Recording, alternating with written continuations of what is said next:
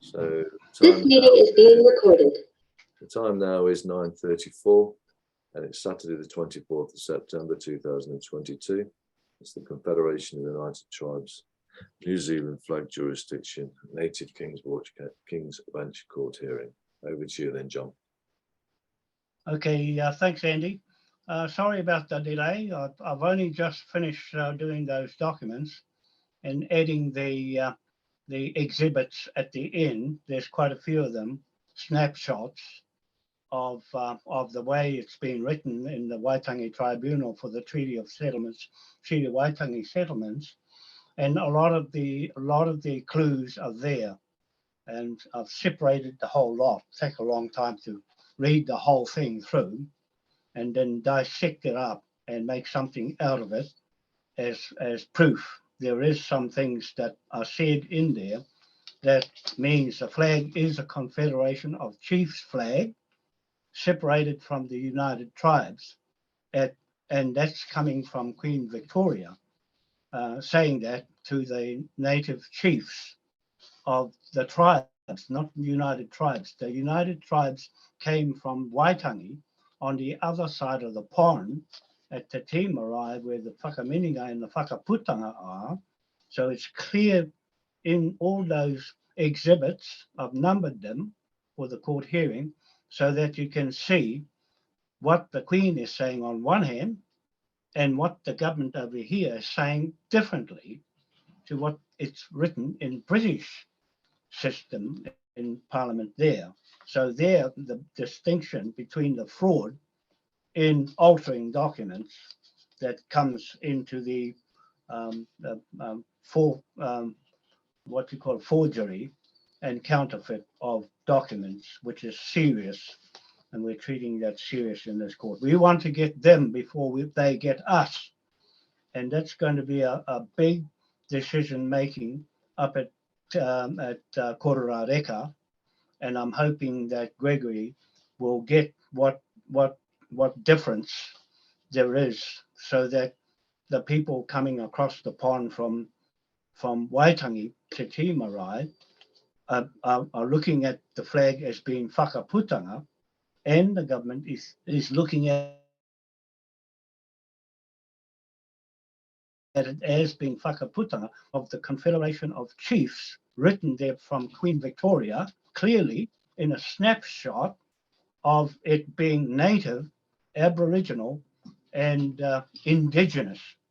Those names are separated. I've separated them as being British native title there that must be locked onto that flag as being a contract, the first contract of the British Navy and the immigrants who settled on that land at Russell, Kororareka, and kicked all the natives off the land and put them over in Waitangi, and then put them in Rafiti, where they I've picked out one block there with all those names of the natives, and I've put a list of all the transliteration of Maori and their surnames, and you can see what they've done, what the government has done that, and fitted themselves into the Maori side of Europeans being in charge of the Maoris, control everything Maori in that transliteration of their names on the land titles, the Maori land titles. But the British land titles won't be like that. They'll be totally different when we go to Edinburgh Magistrate Registry lands and the Freemasons main office there, when we go there to visit them and say, this is us here with Indigenous names and native chiefs of the tribes, of the chiefs of the, it says clearly, the British say the chiefs of the Confederation, nothing more. Nothing, that's it, nothing more added to it. They added the United Tribes over on the other side of the pond where they put the flag up again the second time, the second British flag mast, and hung the flag on there. So the flag is still hanging right now in Kororareka on Mikey Hill as the government playing around with it, because they tell the Navy when to put it up and when to pull it down. So it's going at half-mast at the moment. What Gregory has taken a video of it, and so there is something really going on. And I'm putting it down to theft of our King William IV 8-point star Municipalities Act of picking up the money from the rent on the land.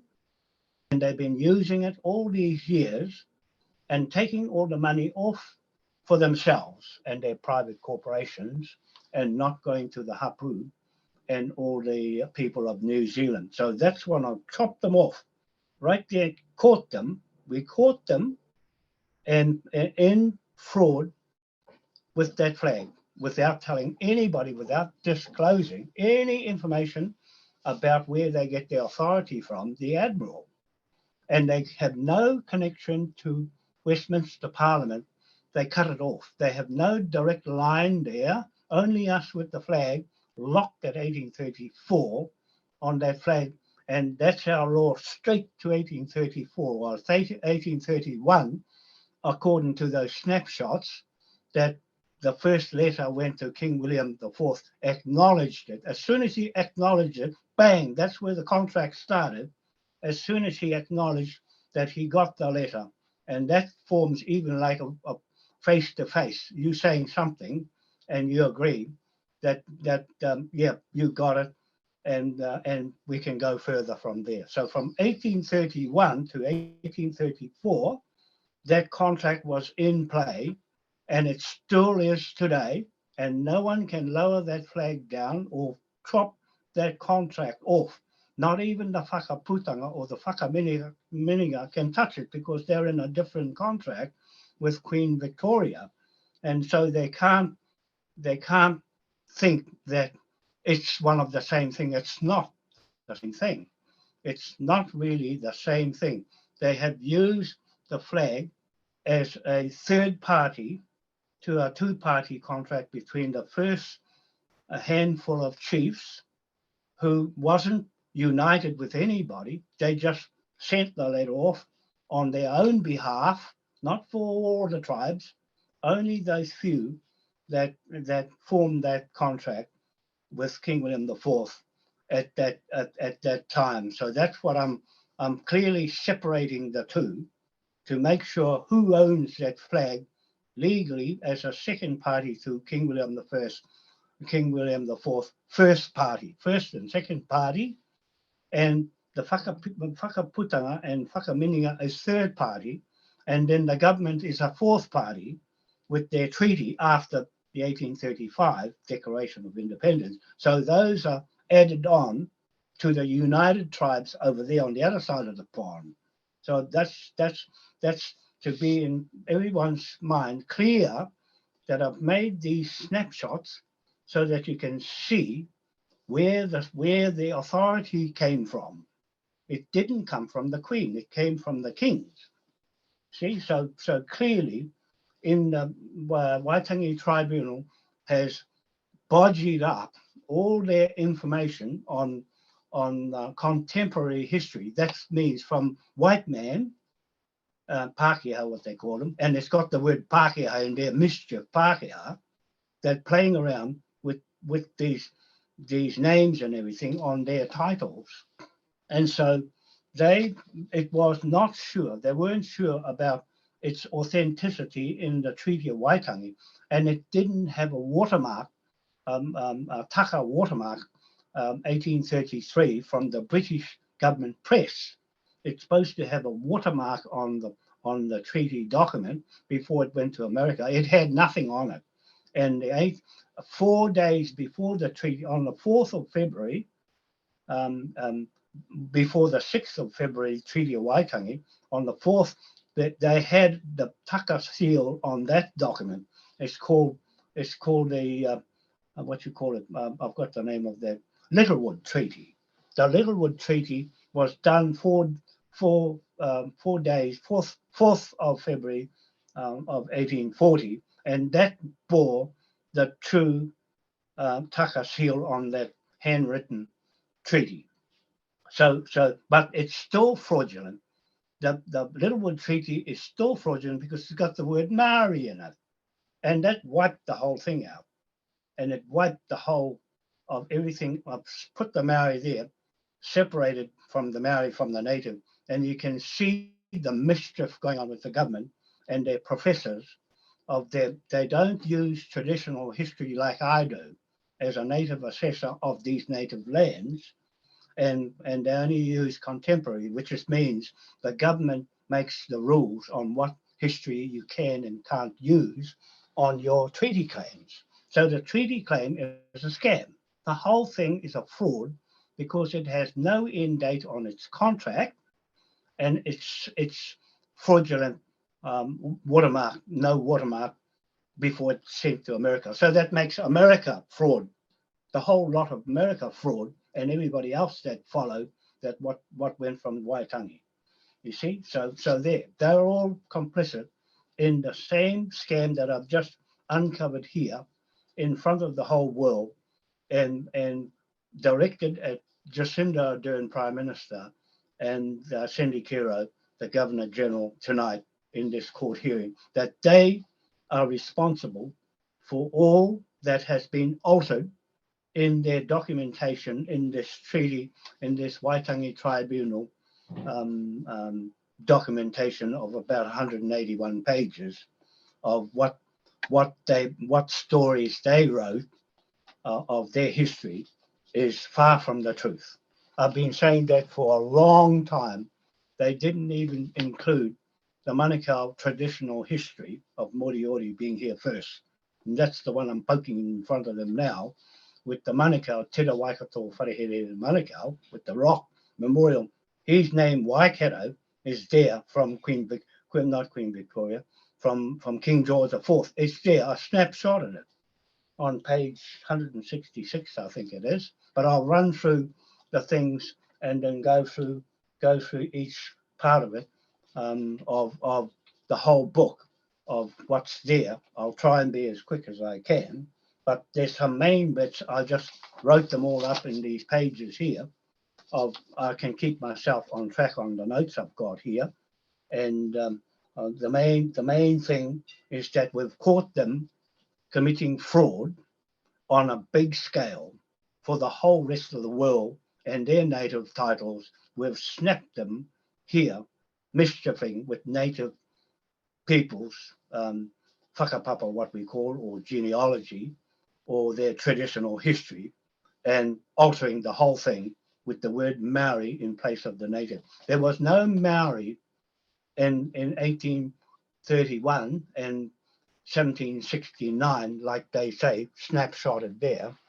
And so the question is, who put that there like that to make it happen, that everybody believes what they see, but they don't research what was really going on with the churches at the time, altering the titles, and others that had the genuine titles that the government here ignored. So what I'll do now is I'll just read some of the notes I've taken. I started on Friday putting this together. So make laws to write the pound note against Cindy Kiro, or Kiro, and Jacinda Ardern fraud criminal organisation for complicit mass murder. They've got £100 trillion note on their heads tonight. Hard cash, gold, water, money, currency, patent rights in the British Federal State Magistrate King's Bench Court tonight. There is no more Queen's Bench Court. So it's the changeover of what they do, because Charles, I'll put that video of Charles being king of Britain, UK, and not so much England, and but they swore their oath to the Charles of way back, and they can't swear to him as a king because he got no coronation. He hasn't been abdicated properly, and what happens with him and our trust? He can't touch our trust and be the head of it, and that's another burning question for people in this court hearing tonight. It's us that are the beneficiaries of that trust that have the right as partners to change the head of the trust.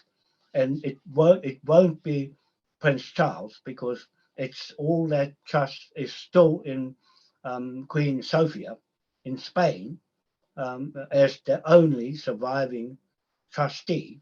And that's another that we have to look at. And pound note going right over the top of that lot with that big green pound note I've got beside Cindy Kiro and Jacinda Ardern's head. That's for Charlie and his inheritance of Queen Victoria and Queen Elizabeth's fraud, corrupted family, and the Rothschild banks, and the Pope, and Biden, and all of that lot. That's what the green pound note is for tonight, right over the top of them, and we can start writing the pound note against it to the military to go after all these thugs and pirates, I'm calling them, in this court hearing.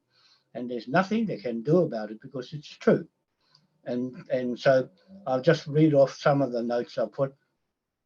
The native to New Zealand signed native title, absolute. That's what I've written in the documents all the way through. I'll go through them soon. Title owners to New Zealand. They're the title owners to New Zealand. Those signatures we put on the documents, these ones here, like this big one here. See, so we've got another one for tonight, a book. This book going to be printed out tomorrow. And that one gets signed. So there's 4 of these from the last 4 Saturdays. And we get the book tonight of 345 or something pages, 352 pages tonight, bound up to be signed by chiefs. I've got those other ones now sorted from North and from Waikato. I've got to see them with Blair and organise as soon as we can, go and sign them up. It means a bit of travelling to do it, to get their names onto the documents, as other families that are Indigenous surname can sign anytime they want to, but they'll have to come to us to sign the document, to put their name on it, on these documents. They're the legal title. These are the customary native land title, British one. These are British books and titles and laws, right? So not New Zealand. They're not New Zealand laws. So we enforce the 2 bar pound note over the top of the Rothschilds 1 bar. They're going to get rid of it before the end of this month. You should see the money change. I want to get this across that they can't touch our 2 bar pound note. And what we're doing in this court hearing tonight, the Rothschild and the WEF, World Economic Forum, and Jacinda Ardern and Cindy Kiro and all the deep state, all those people cannot touch our flag, King's flag contract.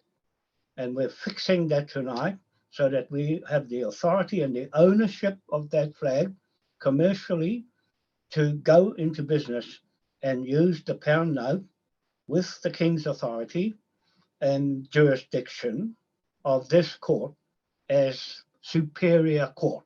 We are a superior court with that lineup of all those from early, what's that fellow's name again? But the kings, back to King William the Conqueror, and King William III, King George III, and King George IV, and King Ernest Augustus I, and King William IV.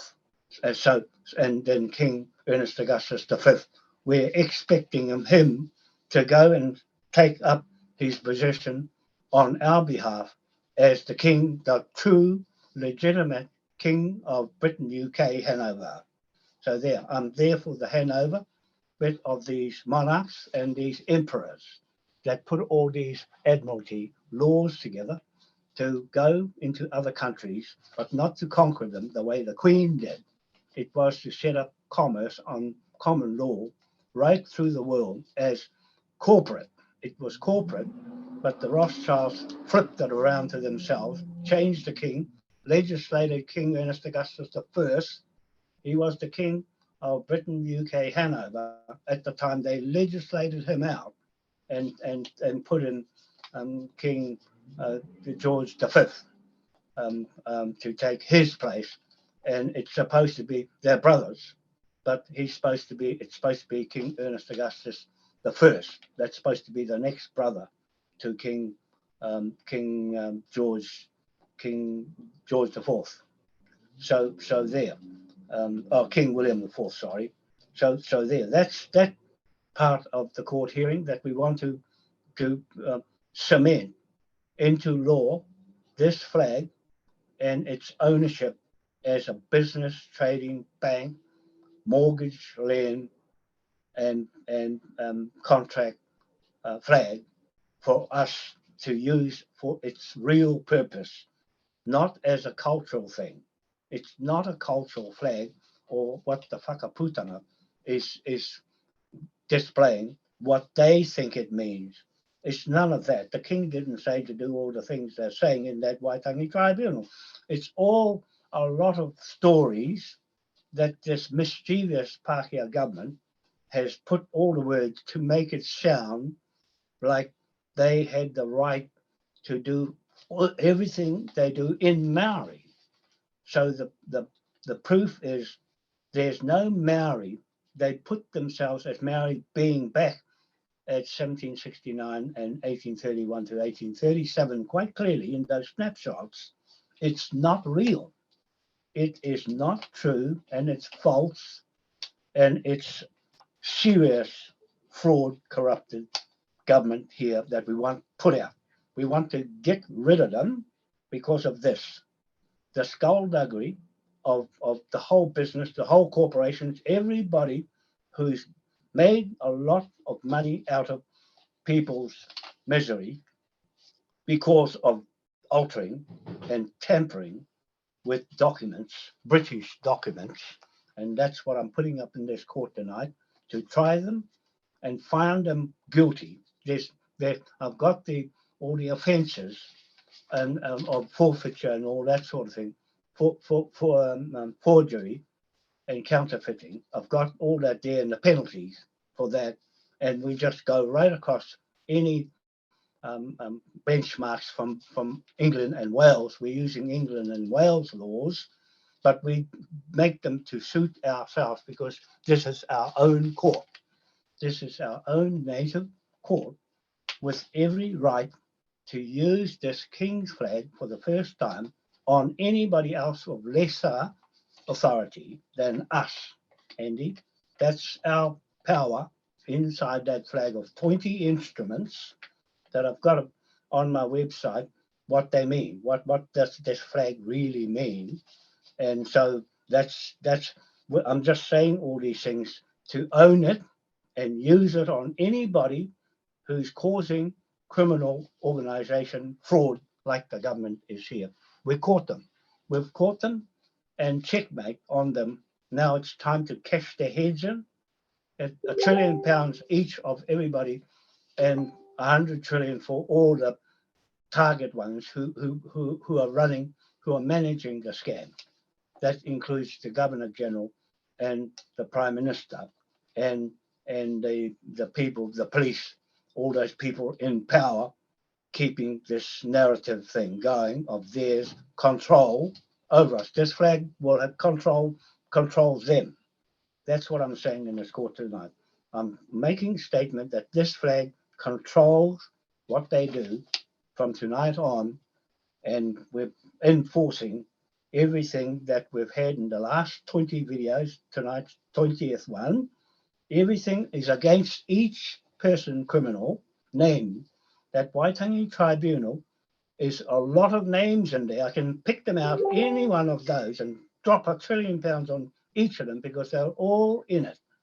They're all designed, all of this scam that's gone over 180 years of screwing everybody in the world from this little New Zealand and this model guinea pig that they're going to try and get away with stealing the flag and taking to the United Nations.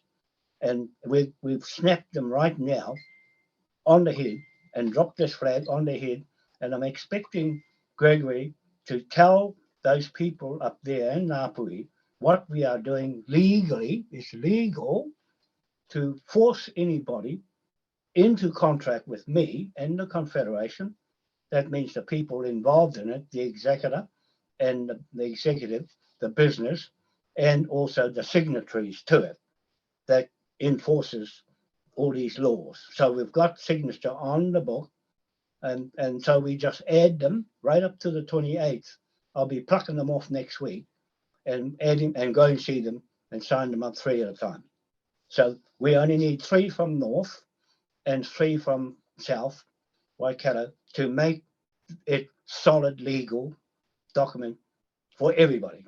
That's for everybody here in New Zealand, for a start, and everybody in the world that's watching what happens here. And we have the right to write the pound note, right to the military, to get them paid to help us, because the Navy and the military is there in this flag to help us. It's just the money that's inside that flag built in for us to use anytime we want to, and we are going to use it now. Page 91 is a snapshot of the fraud document, page 2. I haven't started yet, Andy, on the documents. I'm still reading my notes just to get an outlay of everything going on here. So I've got Claudia Orange. She's just one of the writers of this Waitangi Tribunal, Maori writing false tribes, and Hugh Carfrew and all of those professors that have written all this up. And it's not correct. It's not true. And I've got the proof to say it's fraudulent and untrue. British native documents, the government is fraud writings, contemporary history versus the native traditional history that are right to correct the stories. Hugh Carfrew and Manuka Hinare and Margaret Mutu, Claudia Orange, Williams, Henry Williams, Marion Baker, she's a trustee on Te Kemara, Te Marae, Campbell, there's he, white man. They're all changed around in the Maori world is up against the native world of legal instruments and contracts. Host Hapu at Te Marae, Rewa Moka spoke to. Nene Tuakana Patuoni is correct.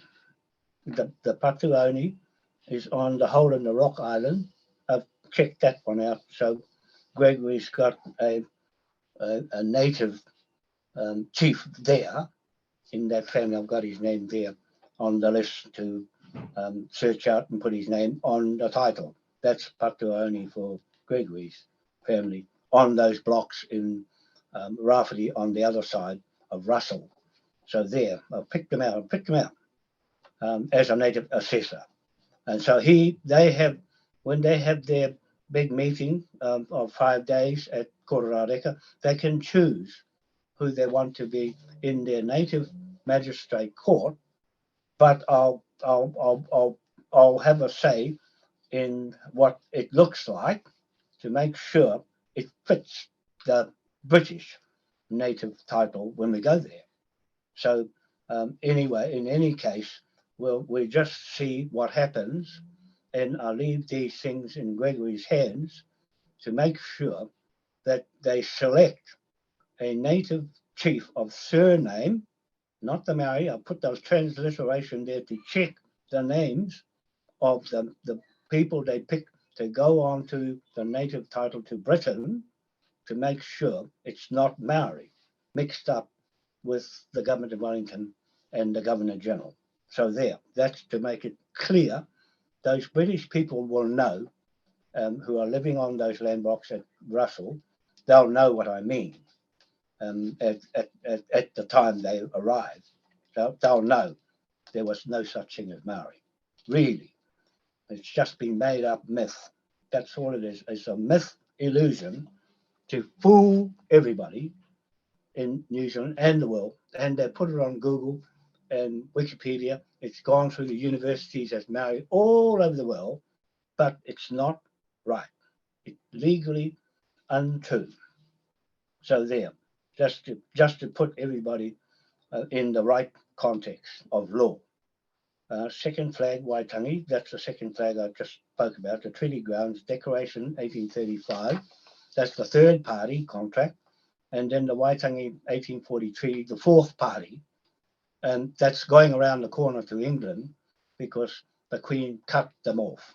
I forget what year, 2013 or something. She's been dead 4 years now. So everything, she cut off and took the money into Frankfurt, Germany, stripped the treasury out. I've been through all that before. And we're going after all that stolen wealth that she stripped out of the treasury and left it in debt. On my page 3, Moai made corporation by Queen. The Queen made the Moai statue corporate. So when you look at the seal that I've got of Moai, it's corporate. She made it corporate for her title, like she did to all the other memorials they stole from the native countries around the world. And so, but that one's more prominent as being stuck right into the earth as the title to the earth and the Easter egg, that story of the Easter egg, and they've got that locked up with the Rothschilds in the city of London. They've captured it. They've captured them, and we're using that Moai on top of them as truth, God's Lore law. So there, truth law, and they haven't got anything to go up against what's true. We're saying in these videos, affidavit video, and a document video that we're putting together and stitching up, bounding up to throw at them everything. The man's law, King William IV on the first page, that's his LAW of that flag and his law. We're going back to his law of that time with no added statute laws or acts of parliament added to mess it all up. So it's not messed at his time. So it's clean. It's clean out. That's why I've gone back there in King William III. Clean law. No added bits of amendments to the acts that Queen Victoria did under the direction of the Rothschilds. So there, that's that. And European bloodline, Pomare, is a Palmer. Pomare sold the land to Queen Victoria. So Pomare was a chief. He's a Palmer. I've marked it in those transliterations of Maori. So he's a white man. He's not really a dark-skinned native surname chief. So there, that's the bluff. That is the bluff. He sold a land that wasn't his in the first place. It belonged to the dark-skinned Ututonga.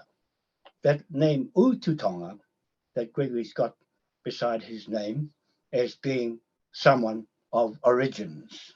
So there are Ututongas alive. I just need to find one of them to take that title off this Pomare.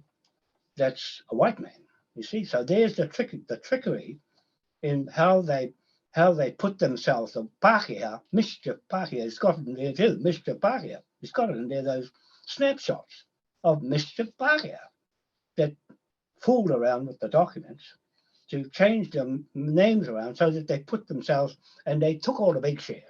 They took all the big shares. I can name all the shares that on the land blocks that have switched into their Maori name making, and it's a white man.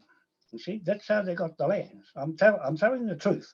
It's blunt, but I can't hold back on something that's true with what they did. These thugs, missionaries, and all those people that skipped across from Australia and went against the British government, and they put their own laws and their own method. That's all come from Australia. These transliterations and what they did to model us out as if it was a Maori there and in their documents. Don't believe everything you see and read to be true. That's what I'm saying. Don't believe everything you see because it's all fraud. The whole business, the whole criminal organization of this government in New Zealand is fraudulent. And that's the end of it tonight. We don't want them there anymore, like what Gregory was saying.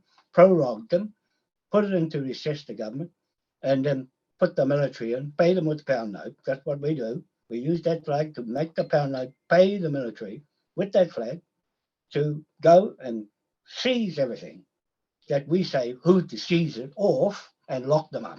We want to lock these people right up and take away their power with this flag. That's how you use this flag, Ngāpuhi. That's the right way to use it. The way you're poor is because you don't know how to use it. And we're just telling you, it's in your hands now with Gregory. So listen what I'm saying, because I know what I'm talking about in real estate and bank business, broking.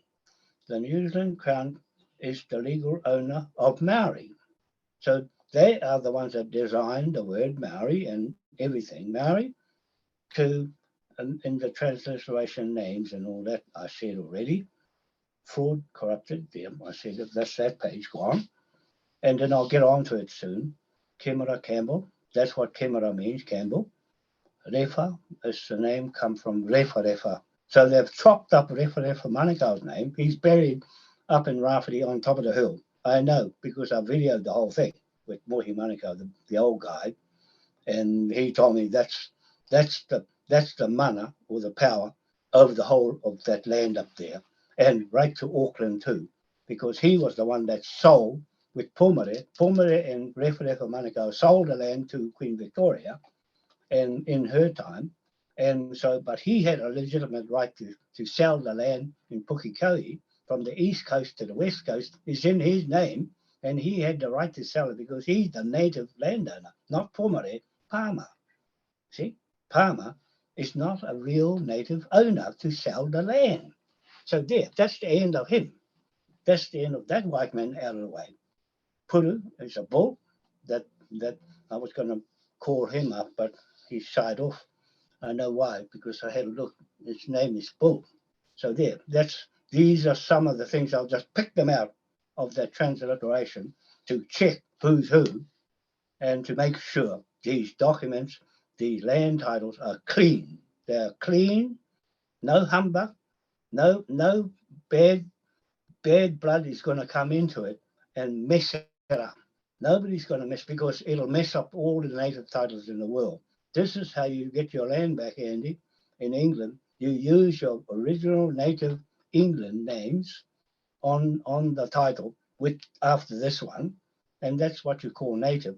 The first natives, then you have everybody else that's born there. They're native too, but in the order of elder, the longer they've been on the land, the more sovereign they are, and they're more likely to be the one the crown would look at.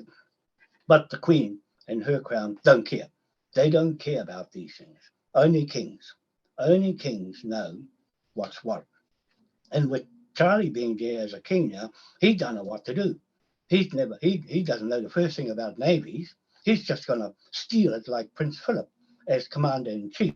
You watch. He'll just go and he's got no idea of how Admiralty works and mortgages and all conquering lands and 8-point star picking up the rank when he's wearing an 8-point star instead of a 5-point star that is on their flag, on the Union Jack. It's a 5-point star and not an 8-point star. They wear the 8-point star because it's a money star. It's the money star for the whole world with this flag. So we know the story. People know the story now. That's the story. You can go anywhere freely and use that to go on the lands and help those people to get all the money from the leased lands with the native title. Pick them out, just the same as we're doing here. Pick out the ones who were there first, put their names on the documents, just like these ones. You got them all online now. You just follow the same way as what Gregory is doing to do his own native court, because that's his test in this native court, is to set up a native court hearing simply, but you still need criminals in a native court. It's for people who break the law. That's what a native King's Bench court is for. People who break the law of the kings. Not the queen, the kings. No more queen now, all gone. So don't talk about queens anymore. That's what I tried to tell Kate Frost. We don't talk about queens in here because he's gone now, finished. No more. It's going to be kings from now on, or no king if they want to get rid of kings. It'll be us to get rid of this kings with this flag. We'll dissolve kings if we want to, because it's time for the whole world to change. But the Pope he's got different ideas. He don't want any more of this. He's got all the money out of this flag. He's got all the wealth, stole all the memorials, stole everything, and he thinks he's clean. No, he's not. He's got this flag and the pound note on his head, and everything he stole, all of them that stole it. You've got to give it back. Once the natives wake up, once the people of the land that were born there find out that they're native, and they go and put their name on these things, then they can go and whop them with this flag, the only king's flag in the world. They can whop the whole lot of them because it's all came out of this, where they got their wealth on the land in the first place. So there, that's that. That's on page 6, Rafferty, Percy Island, Motu, Koka, Gore. That's where Pataoni is. I've cleared Pataoni on the native title there, Rafferty 2, C, Percy Island. There, so that's him. I'll do them one by one. I'll do them one by of those 50 names that I've chosen, and big job to figure them out and to contact the right person. I think Gregory would know those trustees. I've got all the names of the trustees from the Maori Land Court of that island. That's part of that side of the ditch or the pond, they're called. And so there, that's for him to worry about. I'm just giving him some few pointers on what to do. Nehua Eru Patuoni. There we go. That's him. That's for you, Gregory. So that's that. Priest, Commissioner, Andrew Costa. So we're sending a copy of this and the 4 copies to, or especially this one, to the trustees of the Harutu Marae in Kororareka, where the Governor General is going. She's going to visit the marae. We're going up there. So I want Gregory to make sure we're allowed to go. Me, Hone, Mason, Mehana, and Blair Ingram, an invitation to go there, but not to speak. We won't be speaking. We're only serving this to them before that happens, and it might not happen. We'll soon see once they get this shoved in their face of their unruly behavior at the moment, trying to steal everything. 8, page 166 is King George the Fourth and Waikato, the name Waikato. So there, we're claiming the name Waikato on page 166 tonight, and I put it on the back page as well. I put it twice so that it's clear that the Waikato name, we're claiming that name to this flag and the Confederation of Chiefs of Mohi Manukau that put that lot together in Helensville in the Native Magistrate King's Bench Court there, and bang, there. So we're claiming that title to the whole of New Zealand there with that name Waikato. We're claiming that name tonight from anybody else that's usurping it for their treaty claims or anything else, and the name Manukau. For that, they use Manukau as a reference point for all their treaty claims because they got nothing else to go against, and this Waikato. So they bodgy the names around, and so there, that's that. So we have Referefa Manukau as the chief up there on Rafferty, on top of the hill, for all of that area. There's other chiefs, but he's one of them that the British recognise and the government here recognise as his name created the Native Land Court Act. The 1862 Native Land Act of New Zealand came from that man, that Referefa Manukau. And that's where he's buried up there on Rafferty, on that block where Cindy Kilo is. She's in the Kilo family, in that land block. See, they're cunning. They're cunning to put all their Maoris over there and put themselves, the white people, and the Kilo is not a native surname. I can say that much. Blair thinks it's a Japanese name, sounds like a Japanese name, not native to this country. So they're mischievous to put her there and fool everybody that she's a Maori. Anybody can say they're Maori because it could be here, there, or anywhere. They can say, "Oh, I'm a Maori. I got about thousands or millions of a bit of Maori in me, makes me Maori." You see, so that's the trick. That was the trick to steal everything Maori and then get rid of them. They're going to boot the Maoris out before long and put somebody else in their place because they're not performing. Maori are not performing to their standards of making money and commerce and business. It's lacking behind everybody else. And the Chinese and everybody else that's running business. And the Maoris still poor because they haven't got the money from this flag. Those thugs and pirates are picking up the money of the land that these Maori have been compromised. They've been sadly compromised too long. And anything they do will not work. Their treaty claims won't work. Nothing will work in their system. So that's that page out of the way. So page 1 is the authority of the flag. We're on page 1 now. And the contract memorial, Moai, Queen Victoria, corporatized. And so we're making us corporatized as a Moai crown. That's the Moai crown. Queen Elizabeth got her Moai crown with a crown on his head in Dunedin in South Island, New Zealand. So that's a crown on his head that he put there, stole that one off East Island, put that there. So we claim that crown. That's where the Moai crown comes from. The hat on his head, the basket of knowledge. So the intelligence is in there, in that rock. So the rock lasts forever, for a long time.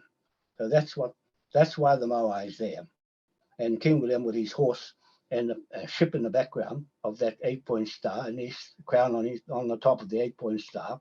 That's his crown in England.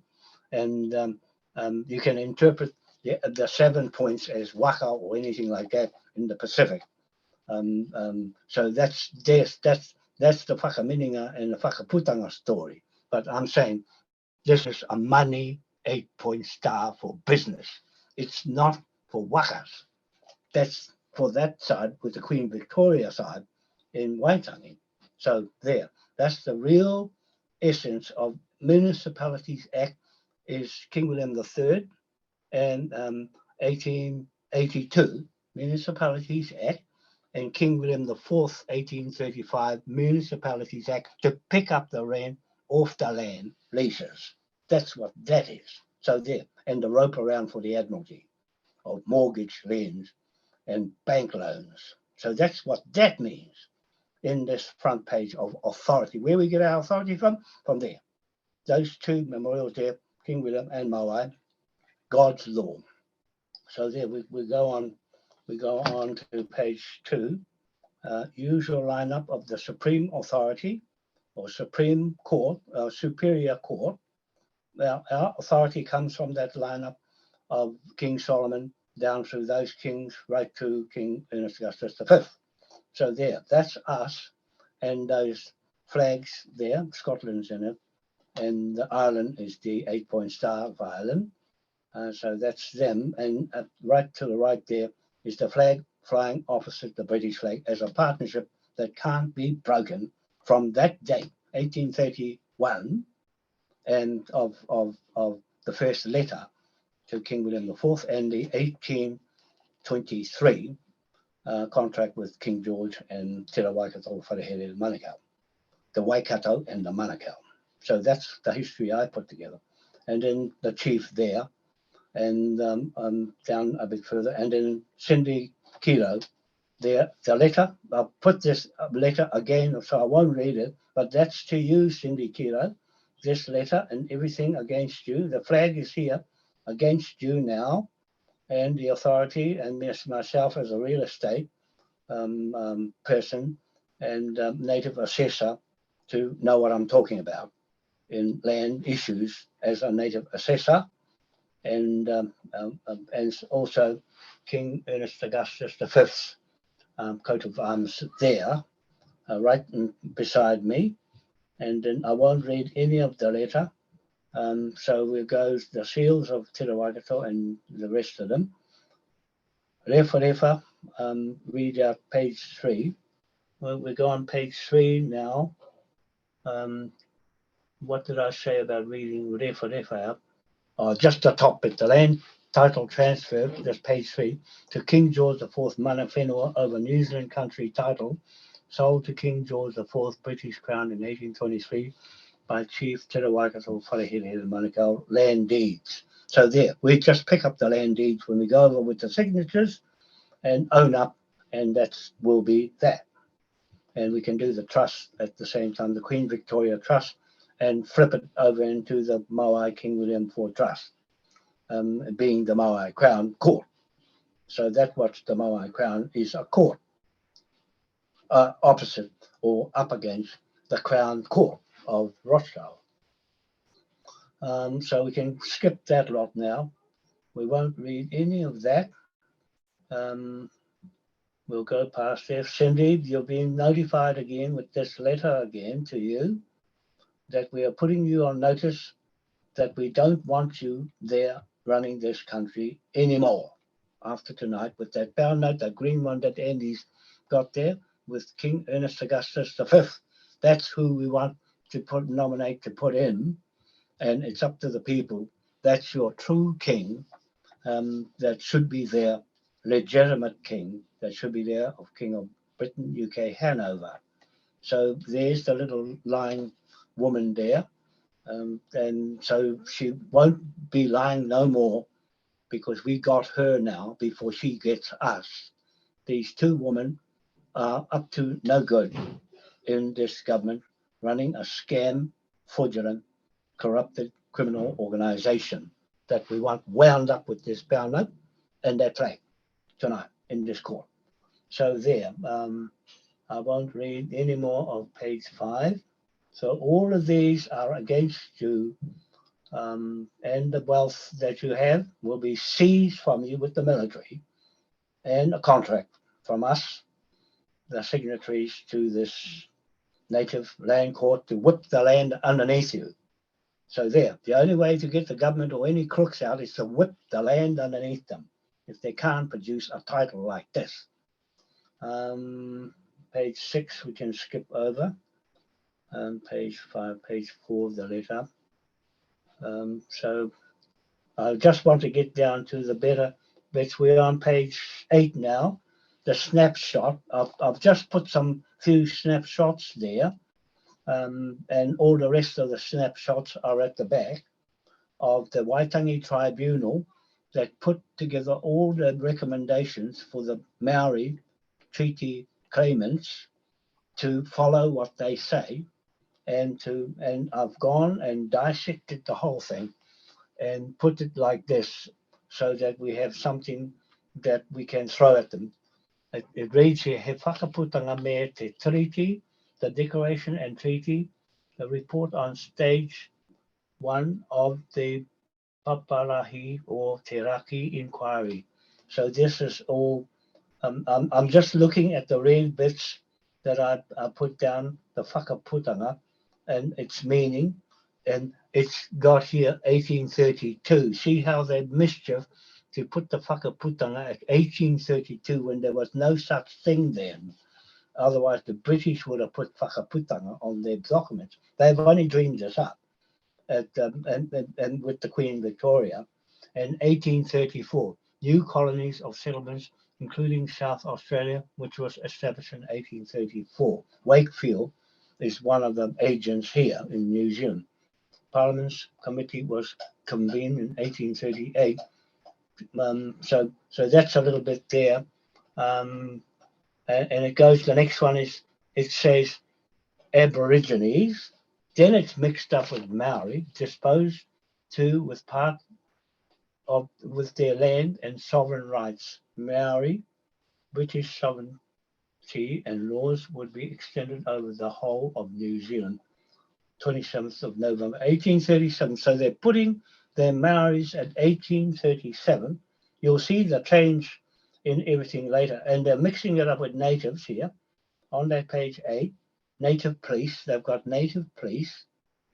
And so we go on to the next page, 9, 1825, 1834.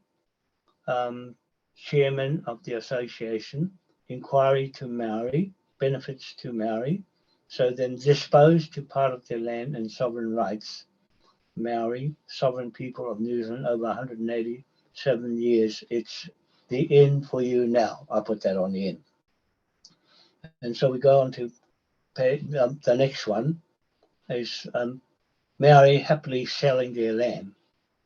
And I don't think the chiefs would have said they're happy to sell land because they were not allowed to sell land. That was one of the British rules. Maori could not sell land. And there they are selling land. It was the white man Maori selling the land, not the black Maori. So we've got on to page 10, House of Lords Select Committee to inquire into the present state of the islands of New Zealand. And then you've got the Aborigines Protection Society, which had been formed by 5 members of the 1837 Select Committee to watch over and protect the interests of the natives, British Aborigines. So there's one clearly saying British Aborigines, natives, and from the British on that snapshot. You face the native people of the world, you deceive, won't escape Maui God's truth law. I've just added those bits in. And we're on to the next clip, snapshot of King William's death on the 20th of June, 1837. It's got Aborigines there. Committee which began hearing evidence in 1833 as Aborigines. Nothing about Maoris. Nothing about Maoris there.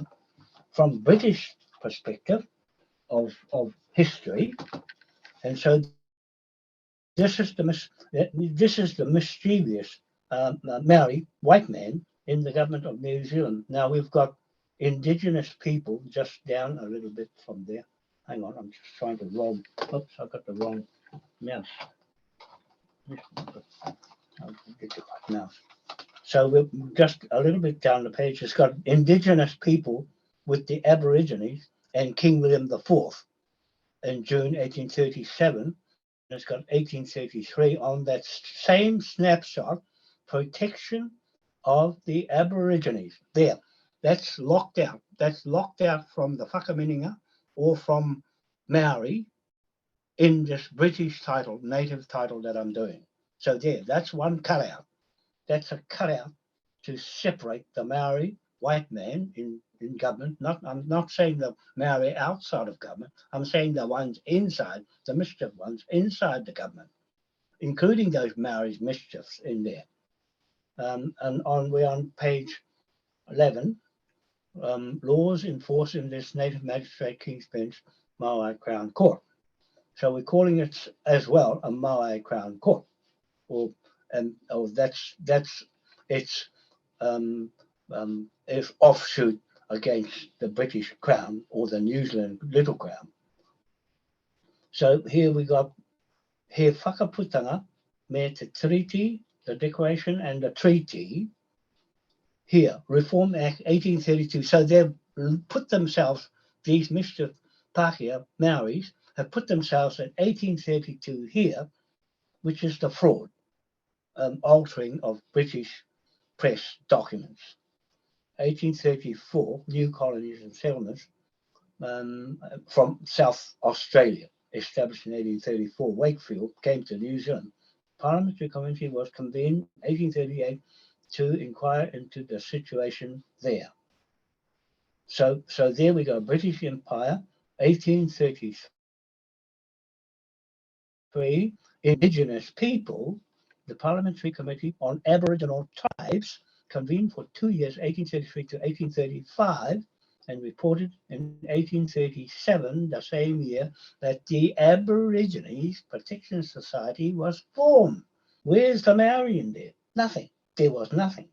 New Zealand Association, 1837, British position in New Zealand. There, nothing to do with Maori in there, mate. No, okay, you got that one clear, Gregory? You got that clear? The first New Zealand company was founded in London in 1825. Okay, so there, established a colony, commercial focus. There, commercial, that word commercial mixed up with these Aboriginals and natives. See, the words are on the same snapshot with the British interpretation of a contract with the native chiefs of individual chiefs, it says later on. You'll see. We'll go past the next one. The Wakefield series were employed. We're on the next page now, page 12, and then we'll skip through the rest of it. Wakefield series employed soon enough in the colonisation of Australia, 1836 through Wakefield, considered put on sale there was still too cheap for his principals to work. He whakaputanga me te Tiriti Declaration and the treaty. On this snapshot, the New Zealand Association and its opponents meeting was thus held in London, 22nd of May 1837. There's a little bit about Maori there. We'll just go on the next page, but I won't read that one. I'll just have a look to see if I want to read any of it. Now we'll go past that one. We'll go past on to page 14. King William's death, I've already had that one. Indigenous people, I've already got that one. They've just put it twice in their documents. These are all the Waitangi Tribunal documents. So page 15, where I'll just follow my pages to see. I'll just flick them out of the way. 15 on the pages I want to go to. 1825, page 15. 1834, Maori is there, benefits on Maori. 1837, Maori mixed up with the Aborigines. Maori disposed to part of their land and sovereign rights. Maori, British sovereignty laws would be extended over the whole of New Zealand. So there's Maori and native down the bottom of the page, mixed up with Maori. You see what they did, and the native force. And we're on the next page, 16. Maori, bit more on Maori. I'll skip through security. That the contract, there's the word contract with the natives, which is to be made with them shall be freely and fairly made. With the natives, and then they've got the Maori stuck there in the middle of it with the contract with the natives. Whakaputanga is down at the bottom of that snapshot, and some more there. But I'm just picking off the documents of things that catches my eye. We've gone past 17. I think we'll just skip through. I'll just tell you which one I'll stop on.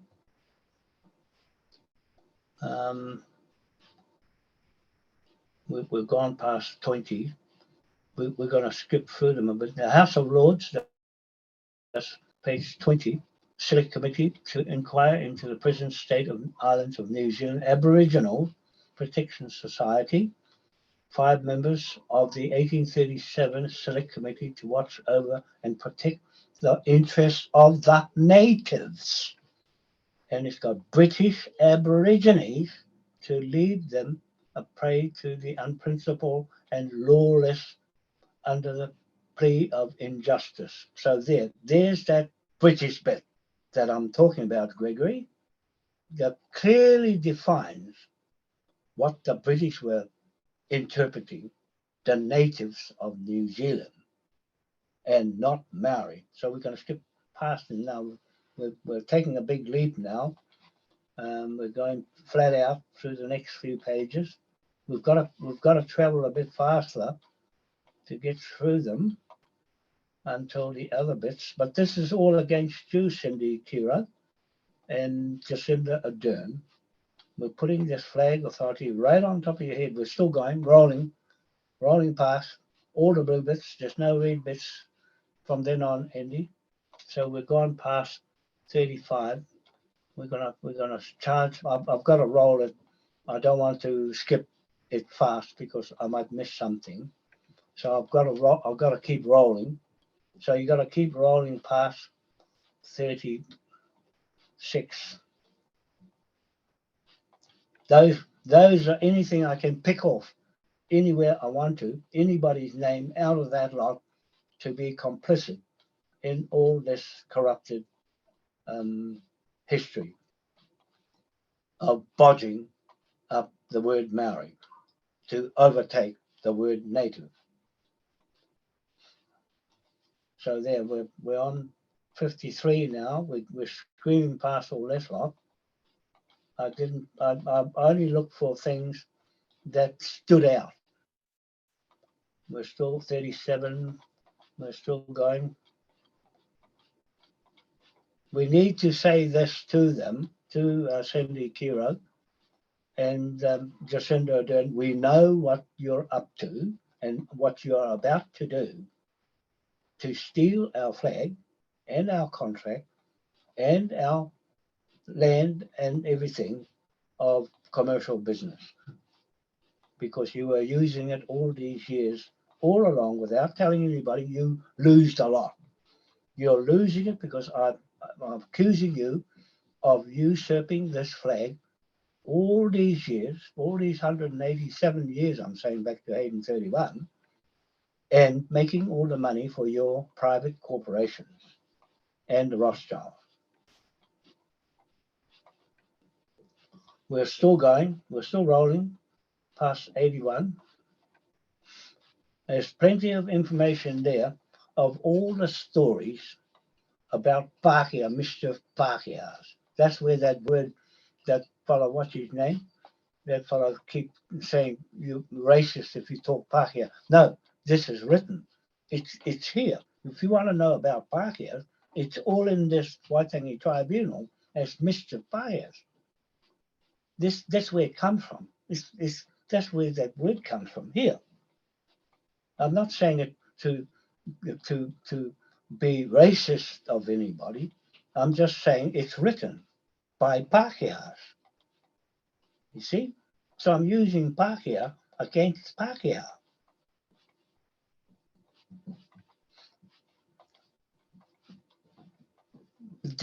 Deception of law and order. So we're still going. I'm still rolling because it takes a while. I'm going page for page so that I don't miss anything, because all of these pages are in this court hearing against you two women. And the sooner you're gone, the better. That's what's going to happen here by the time Ngāpuhi sees some sense in what we're doing with this flag. It's very powerful if you know what to do with it. And it's theirs to use against any criminal or enemy. People they think who are enemy is our own people are enemies, and kupapa, like Margaret Mutu, she's one here. She's an original surname, but she's on the other side. She's gone against her people in Ngāpuhi. I can say that out loud because I've been to all the treaty settlements where she got her story for herself. That's the trouble with them. They go for themselves. They don't care about anybody, these thugs who are corporates. She's a corporate. So we're still going. We're on 36. Oh, we're only on 137. We're still traveling down the page. I have to go slowly because it just goes slow. I'm glad you managed to open it, you people watching. Blair, this is horrendous, mate. This is out in the open now. It's exposing the key creatures of fraud right in front of them. They can't back out of this one now. So we're still going. I've gone past some of the pages I was going to read out, but I'll just leave that. I'll read some of the snapshots on the last page, and so that's the evidence, and that we use against Cindy Kiro and stop her from going up to Kororareka to steal our flag. With this book, she's going to get a copy, and the marae up there will get a copy. No offense, but this is true. What is we're saying in this court tonight is the truth, God's truth. So we're still going. There's no red mark. As long as there's no red mark, because I've read it all. I've read this whole thing to pick out just what I wanted, the native and the Maori. So we're still going. We're still going. We must be getting close to the next red bit of blood spilled. That's what I call it, blood spilled all over the place. How they do a lot of damage with words, how they manipulate words and manipulate the people into thinking they are the right ones to say right things. They're wrong in saying what they're saying here.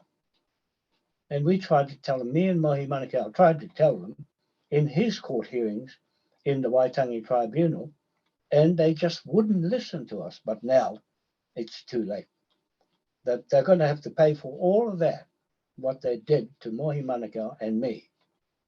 They're going to have to pay the whole price of corruption of their private corporation business and all the other corporate businesses who have milked the spoils of this government. That means all corporations, businesses who have thrived from this fraudulent government all these years, they have to pay the bill too. All those corporations, all those people who have made money, real estate, the whole works, everything, they have to help to pay their bill that they screwed the people of New Zealand too, because they took advantage of helpless New Zealanders that couldn't do anything until now. We're doing something about it to arrest all these people who have fed off this filthy people. We're still going. We're on page 209 now, Andy. So you should be up to there. 209. You haven't moved. I can't see you moving. So we're getting near where the last bits are. On 241. Basically, it's some of the things that I should have said are written down, but I've just skipped over it because we're losing a bit of time. But all that's written here is against them. So you can look around on your way through until I hit the next page. So you can have a read of some of the things. We're coming up to the Code of Prosecutors. That's where you are now. I'm coming up to that. And I'm just, my computer, I'm on the laptop, is a bit slow to get along. So we're getting to where you are, and the prosecutions, what power we can use to prosecute them. And you're on the right page where I should be now. And I'm still traveling on my way through. I don't want to skip the thing because I might miss the pages. So I have to roll slowly through while you can have a read of what you see there. And I've marked some bits in red of that, what you're looking at. And just to stress how we're going to apply the prosecution to them in this court tonight is all written there. Hang on, I'm just trying to get through. Well, it's taken me a long time. Code for, now I'm up to where you are. The Code for Crown Prosecutions, Crown Prosecution Service, Forgery and Counterfeiting, the Crown Prosecution Service on page 341. So there's something on the prosecutions there. And I've just highlighted some bits in red. Some of the things don't matter to us, and only things that we think of what to do. Oh, I haven't marked them. I hope I've got the right one.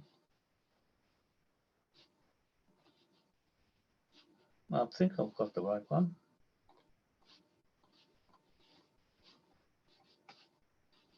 I should have come across red bits.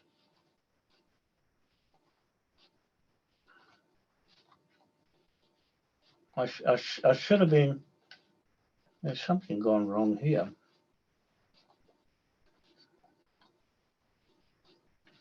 I think I've got Page the one, right Bill. one. Eh? What page are you on? I'm on page 252. I'm still rolling through, looking through the red bits, but there should have been some red bits in that forgery thing. I'm on page 253, 54, 254. I should have seen some red bits there. I must have picked up the wrong one. No, I shouldn't, because I've got the It's right blue. amount of pages. There's pieces. Eh? There's parts in blue. I don't know if those are the bits. Yeah, no, I've marked them in red. I've marked them in red, but those apply. Those are apply, but I won't read them. But they are, all those bits there that you see do matter. That's where we're using those on the government and the Governor General. So I should have had those marked in red. So I must have flicked up the wrong one. And but anyway, I'll just take note of what they're saying, what it's saying, where it's marked, of what prosecution. That's what power I have to use those on Jacinda Ardern and Cindy Kiro. I won't read them out because there's a lot to read out. But if you look at it, that's where we're getting our authority from in this court tonight against them. And we can pick out anyone there to charge them, but we're just charging them straight out with a default contract. Those are just things that we can enforce tonight. We're enforcing all of this tonight in this court to use against these criminals. And I just falsely, I'm on page forgery 80, section 81, on page 260. So we still got a few more pages to get through. So I'm on page 260, false instruments. This is the one that matters, but it should have been in red, some of the things. I don't know. I must, because I got plenty of copies, and I must have picked up the wrong one because it should have been all red all over it. And so they're false.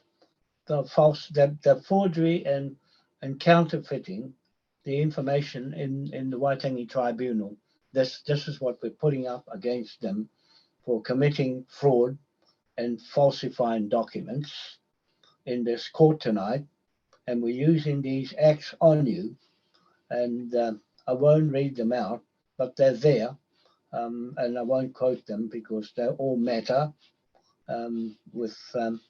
with what we are using jurisdiction here, offences under section 1 to 5, forgery and counterfeiting act 1981 are group A offences, and we can prosecute if a relevant event occurred in England and Wales, and we're saying here as well, we're using those acts in England here, Criminal Justice Act 1993 part 1. So there, all of that we apply in this court tonight. I just can't see any red marks. What I've done is I've picked up the one that I'm not supposed to pick up. But it's still got the same things. It's only that I haven't marked them in red.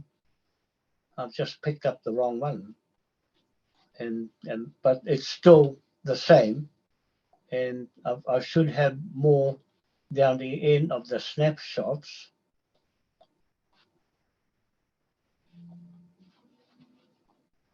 I haven't come across the snapshots yet. What I've done, Andy, is I've given the wrong one.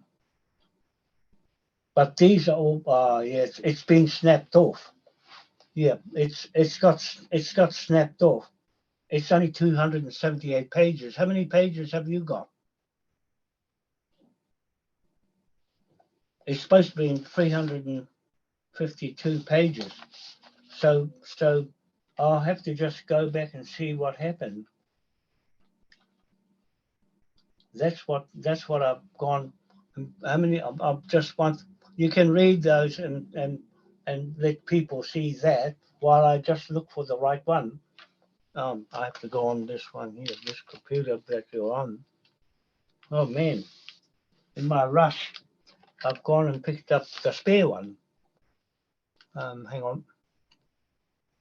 What I'll do is I'll go, while you're going through that, Andy, I'll go and get the right one and I'll flick it to you, and then I can read straight off with you on the right one, because this one's been snapped off and it's got no snapshots at the end. So I'll let you keep rolling there while I go back into the file and find the right one and flick it across to you so that you can open it up, and then I can go to the snapshots at the end. I should have checked it before I sent it. It should be, it's the right one is on the website. Because I opened it up on the website, I'll just go back to the website and have a look at, I've got it here.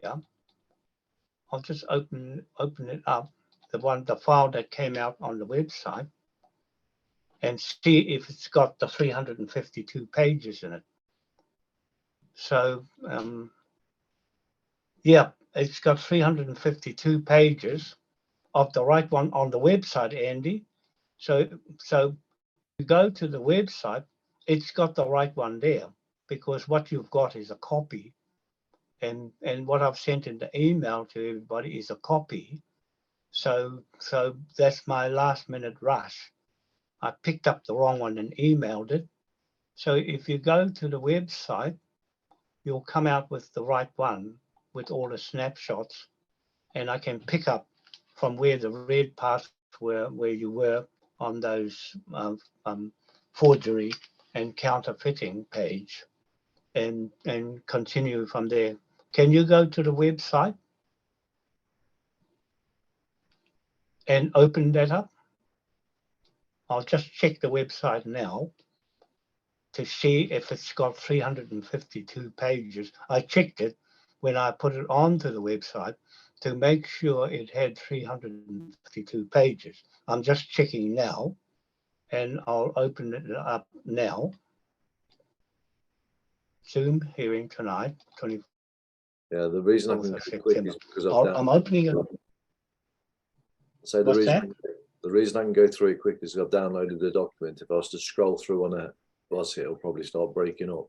So if you can just fire me the document over, the PDF over. Okay. So go on the website. I'm just checking now to see how many pages are in the website one, yeah, which should have 352 pages. No, it's been snapped off. It's been snapped off with the changeover of the when it. Oh no, it's still going. Hang on, it's still going. It's just slow to open. It'll take a while to open. Yeah, I've got it now. Hang on. 278. It's still going. No, it's not. It's not going. No, it's snapped off on the website. It didn't go through on the website because it took me too long to put on, and it snapped off at page 278. So you've got a lot of pages short. I'll just go back into the folder and open up the folder and send you the clip from the folder. Yeah. And then you can see this. I needed to show the snapshots of the hearing, because I've sent the email the wrong. Well, no, when I uploaded it, it snapped off because it took a long time to upload. Now, hang on, I'll just go into the website, into the folders. I'll go and pick it up. It's taking time to do. It's burning up our time. We still needed to show the snapshots, which is what I wanted to do. Recent files. Hang on, I'm just opening up now. recent files, Zoom 2. I want to make sure I got the right one. Oh, my computer is very slow. My desktop. Here we go. I'll go back to the. It was the right file that got sent out by email, but it got snapped off in the process of the email and also of the website. It snapped off and only part of it came out. So I'll go back into it now.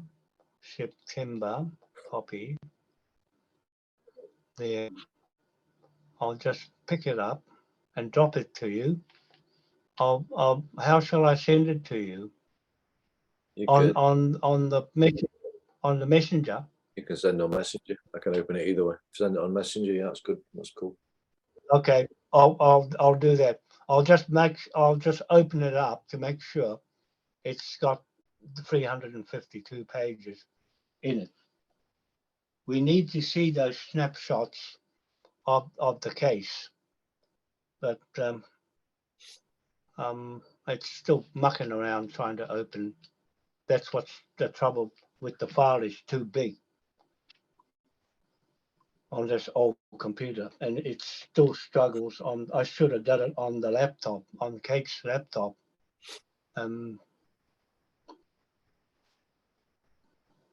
It's still trying to open. I'll try and get it. Do you want me to pause the hearing for a second? Yeah. Pause for a minute while I get it out to make sure we got the right one. Just pause the hearing for the minute, and I'll just get the right one. 1 second. Right, back on now. The time now is 11:33 Greek. This meeting is being recorded. That is 8:33 New Zealand, September 24th, 2022. So we just pause the hearing to get the completed document, because the other one was lack of the pages. So I'll now share the screen back on, John. Okay, thank you. And then we'll go scroll down to where we was. So go back to where you were before with those three things. Yeah, that one there. Start from the red bits. Just go ahead for the red bits. Selection of charges. The court is in session now. It's back online, back in business again. Now we've got a little hitch with the documents. Didn't come out because the PDF was too big on the pictures and it cut off on the website and also on the emails I sent out to Andy and the rest of the group of people in the court hearing, the jury. Court venue and accepting guilty pleas. We're accepting the guilty pleas in this court hearing tonight as default contracts to me directly, and then to the Confederation of Chiefs, the people who sign the documents as well. Director of Public Prosecutions, that's what I'm acting as here in this court tonight. The head of the Crown Prosecution Service. We're following the guidelines of England and Wales Prosecution Service. So we are applying these laws with our live hearing case affidavits and our lips moving, being live, not dead corpses like in their courts. They treat you as dead. So we've got the flag against them now as a live contract, and we've got our live bodies, blood and warm-blooded people with our lips moving that are saying statements against you, Cindy Kiro, and also Jacinda Ardern, putting these charges against you and prosecuting you in this court tonight as guilty as charged in absence, the absence act that we use on you in not being in this court, but the court is nevertheless open to anybody who wishes to come in the court to defend their name and their photos and have a case to go up against us and all these acts of King William IV and King William III, and also Westminster of the code of these forgery and counterfeiting charges that we're putting up against you for for deceiving the people of New Zealand with altered documents against the British government print laws and codes that you're breaking here, and we're putting these codes on you ourselves in our own interpretation of law best suited for us under Pope Francis saying pick adequate laws against any criminal organization we are accusing you of being, and we're using any law we want to choose with this flag and its jurisdiction of power over you inferior courts of law and parliament, over us with the King's flag and his laws. So defendant is used to describe a person who has been charged or summoned. This is going to you. Offender is used to describe the person who has admitted guilt as to the commission of an offence or who has been found guilty. You're found guilty tonight in this court, you two people, a woman, in a court of law. This is a court of law. Victim is used to describe a person against whom an offence has been committed. This is the people of New Zealand who've been victimised by you and your draconian laws and your overreach of power against the people who put you there in the first place. So you're doing your own laws and business for your own private corporations, which this corporation we have is up against your corporation to dislodge you and throw you out of government and parliament off the land, pull the land underneath you with these acts that we have as the flag authority to do that to you. Victim of an offence has been committed tonight by you too, or the annual government and parliament and all the ministers and all of that in your organization. Complaint in a case being considered or prosecuted by the CPS. So we are here for all the complainants in New Zealand and the world, you watching us as a model against the corporate thugs and pirates. It is the duty of the prosecutors to make sure that the right person is prosecuted. You are the right people to prosecute the leaders of the scam here in this country for the right offence. We've got the right offences against you listed in 20 court cases live and up in front of the whole world watching. And with integrity help to secure justice. This is justice, our way, the native people of the country's way. Justice for victims, all the victims with all the people dying with the jabs and all the kids are being stolen and all the people who have been pushed off their land and seized their property. We're seizing your property tonight in this court. You'll lose everything because of your fraud right here with court, yeah. Witness, suspects, defendants, and the public. That's what we're here for, the public.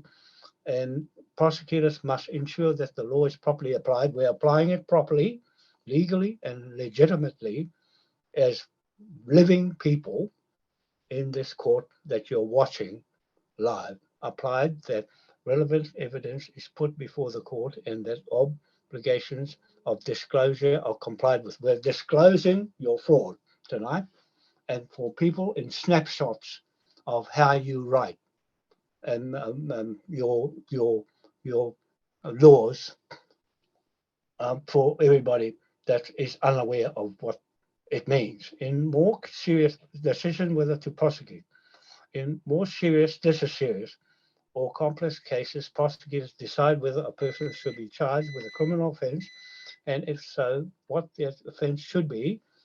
This is murder, genocide, and bio-war, and also fraud and corruption of the system, judiciary system, and our normal common law, people's law, king's law, and admiralty law. You've broken the whole lot.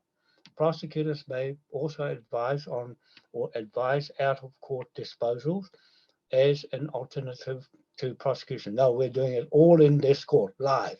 They make their decisions in accordance with this code, the DPP guidance on charging and any relevant legal guidance or policy. The police apply the same principles in deciding whether to start criminal proceedings against a person in those cases with which they are responsible. So the police We informed the police that we're dealing with criminals here at the head of the crime. They are the ones driving this narrative criminal organization. Full code test. We don't need to go through a code test.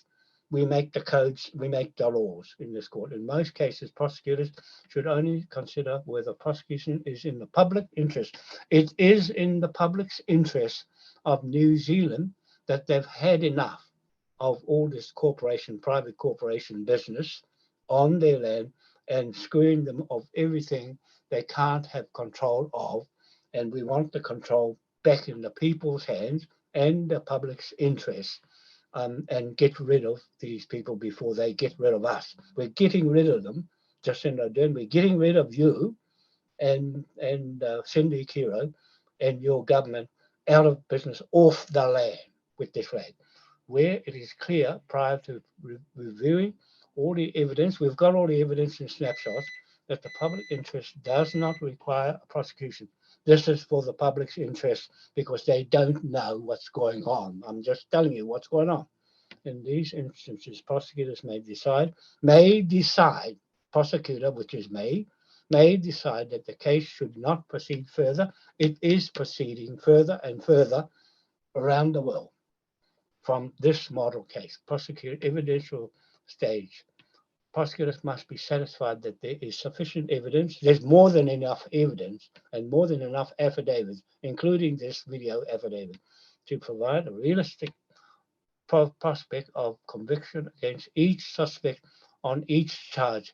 You're being charged and you're all complicit in the same fraud of Queen Victoria, Queen Elizabeth, and the Rothschild family, and the Pope, and Biden, and Deep State, Biden, Obama, and the WEF and the World Health Organization, and the New World Order. All those people got this 970 million trillion pound note on their head tonight in this court again and again and again. And Cindy Kiro and Jacinda Ardern put that note with King Ernest Augustus V on it right beside you, because you are that debtors now in this court, judgment debtors in this court, a people's court. A case which does not pass the evidential stage must not proceed, no matter how serious or sensitive it may be. This is a sensitive case, and it's going ahead regardless of what anyone says. It's too serious to turn down and be second fiddle and lose control, and you'll own nothing and be happy like hell. Not in this court. We have full control in this court. The findings that there is realistic prospect of conviction is based on the prosecutor's objective assessment and evidence. That's what I'm doing. Assessing as a native land assessor of what's happening on the land and whip the land off these pirate corporation, private businesses, and give it back to the people. That's what we're doing here.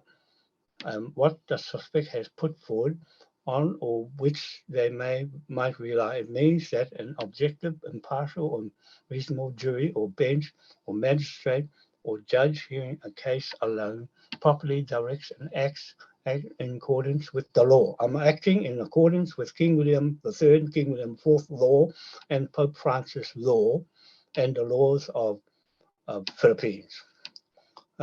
Is more likely than not to convict the defendant of the charge alleged. This is a different test from the one that the criminal courts themselves must apply. The court may only convict if it is sure, we are dead sure, the defendant is guilty. They are guilty, we are dead sure of that. No qualms about saying that to you people who have been doing this too long, too often, too long, and the time now is at an end. Your fraudulent cases are at an end. The public interest stage, this is the one that matters the most. It's in the public's interest of what we do to bring justice this way fairly to the people, off the corporate private companies, back into the hands of New Zealanders and other people around the world who are affected the same way as us, native people of the land, meaning they are born on the land, any culture, anybody that's born on the land is a native of the land. The longer you've been on the land, the more mana or authority you have as a sovereign of the land. You're all sovereigns of the land. We're getting our sovereign back, the bonds, everything from the Pope, seized off them with a pound note on their head. And that's our money. The water money currency, the gold money currency for the missing gold, and the pound note as levy, debtor, lien instruments against criminal human beings or people, individuals that are causing the crime against the sovereign people of the land. And so that's who we are. We are the judge and the prosecutor of all those criminals. In every case where there is sufficient evidence, which there is, to justify a prosecution or to offer an no out-of-court disposal, prosecutors must go on to consider whether a prosecution is required in the public interest. This is in the public's interest that we have this court hearing in our own way of doing it for common law people in a King's Bench court.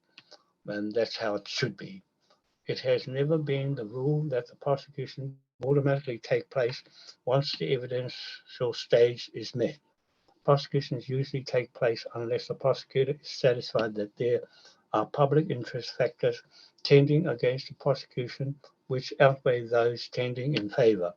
In some cases, the prosecutor may be satisfied that the public interest can be properly served by offering the offender the opportunity to have matter dealt with by an out-of-court disposal rather than bring a prosecution. No, they have no chance.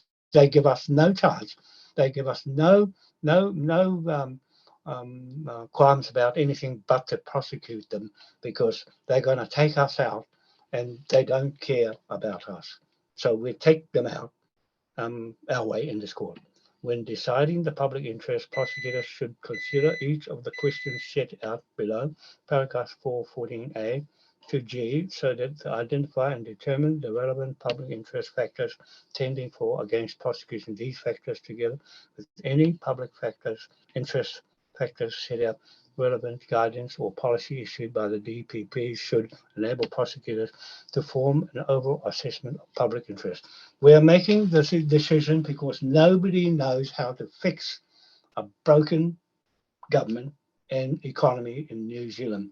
The only way to do it is to do it ourselves. And that's the end of the government being there in control of us.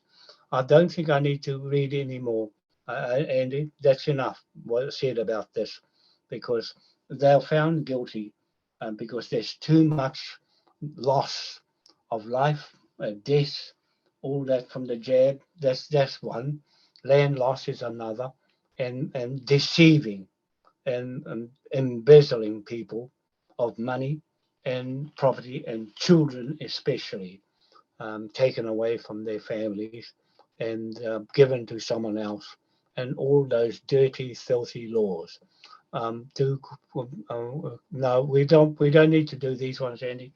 Those are just other matters that with children and everything else. The main thing is we've got the main charges against them in our own way, and there's nothing they can do about how we run this British system court.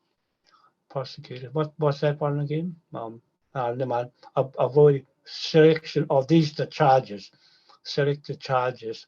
I'll just read a little bit of it, but we've got the pound note of against them for offending, extended to offending, give the court adequate powers to sentence, impose appropriate post-conviction orders, which is what we're doing here, allowing confiscation order to make appropriate cases where we're confiscating everything. Sheriff's Confiscation Act, where a defendant has benefited from criminal conduct. So that they're benefited. All those corporate companies who have benefited from the spoils of this fraudulent government. That's anybody who's running corporate businesses, that you're going to have to pay the bill, and you'll be assessed because you're part of that organization and getting money illegally. This means that prosecutors may not always choose to continue with the most serious charge where there is a choice of interest of justice are met by selecting the lesser charge. No, we're going full amount. We're going forward to backdated right to 1689 or 1689 King William III, when he put these commercial laws and contracts together. We're going right back then. Prosecutors should never proceed with more charges than unnecessary just to encourage a defendant to plead guilty to a few. In the same way, they should never proceed with more serious charges just to encourage a defendant to plead guilty of a lesser one. No, they're all the same. Everybody's got the same laws and acts on their head from these books. Every one of these books is on each one's head. Everything in it, 4 of these books, there's 20 altogether, but the whole 20 dropped on each one's head. All right? 20 video affidavits, 20 of these books affidavits, but you'll get them all in PDF and not bound up like this. So you'll get them in email, but the ones we're sending these to is the Governor General, Cindy Kira, Prime Minister Jacinda Ardern, the Commissioner of Police, Costa, Andrew Costa, and the Trust Committee of the Haratu Marae in Kororareka, where Governor General is going. She'll get a book, like this one. No, tonight's one, not this is last week's one. And also the police in Auckland, Karen Malthus, for Cook Street, she gets a book too. So there should be 5 books altogether going out. That they'll give notice to, with the flag on their head, to not to use that flag because it's our contract, or anybody else using it will have £1 trillion on their head if they haven't got anything to match what we got here. So prosecutors should not change the charge. We're not going to change the charge simply because of the decision made by the court or defendant about where the case will be heard. The cases are heard anywhere in the world. We don't need a dock or bar. We do it online on Zoom. So it's done here in Hamilton, New Zealand, and in Greece with Andrew Devine, and our jury spread around New Zealand, and others who are supporting us with signing these documents and listening to the court hearing. Sorry about the delay in the court hearing. We lost about an hour and a half, I think. I apologize for that, but we can carry on with the court hearing. And out of court disposal may take the place of prosecution if it is appropriate response to the offender, seriousness and consequences of offending. Prosecutors must follow any relevant guidance. We're being guided by these acts of Wales and England when asked to advise on or authorize an out-of-court disposal, including appropriate regulatory proceedings, a punitive or civil penalty or other disposals that should ensure that the appropriate evidence standard for the specific out-of-court disposal is not, including where required, a clear admission of guilt, and that the public interest would be properly served by such a disposal. So that's that. What's the court venue? The court venue is here online, anywhere in the world where they can watch the video online and respond at any time to any accusations that we do against them. Prosecutors must have regard to the guidelines in sentencing and allocation when making submissions to the magistrate. We are a magistrate court, a superior court, and a King's Bench court, all wrapped up in one, and a Moai Crown Court, all wrapped up in one. Court about where the defendant should be tried. We're trying online.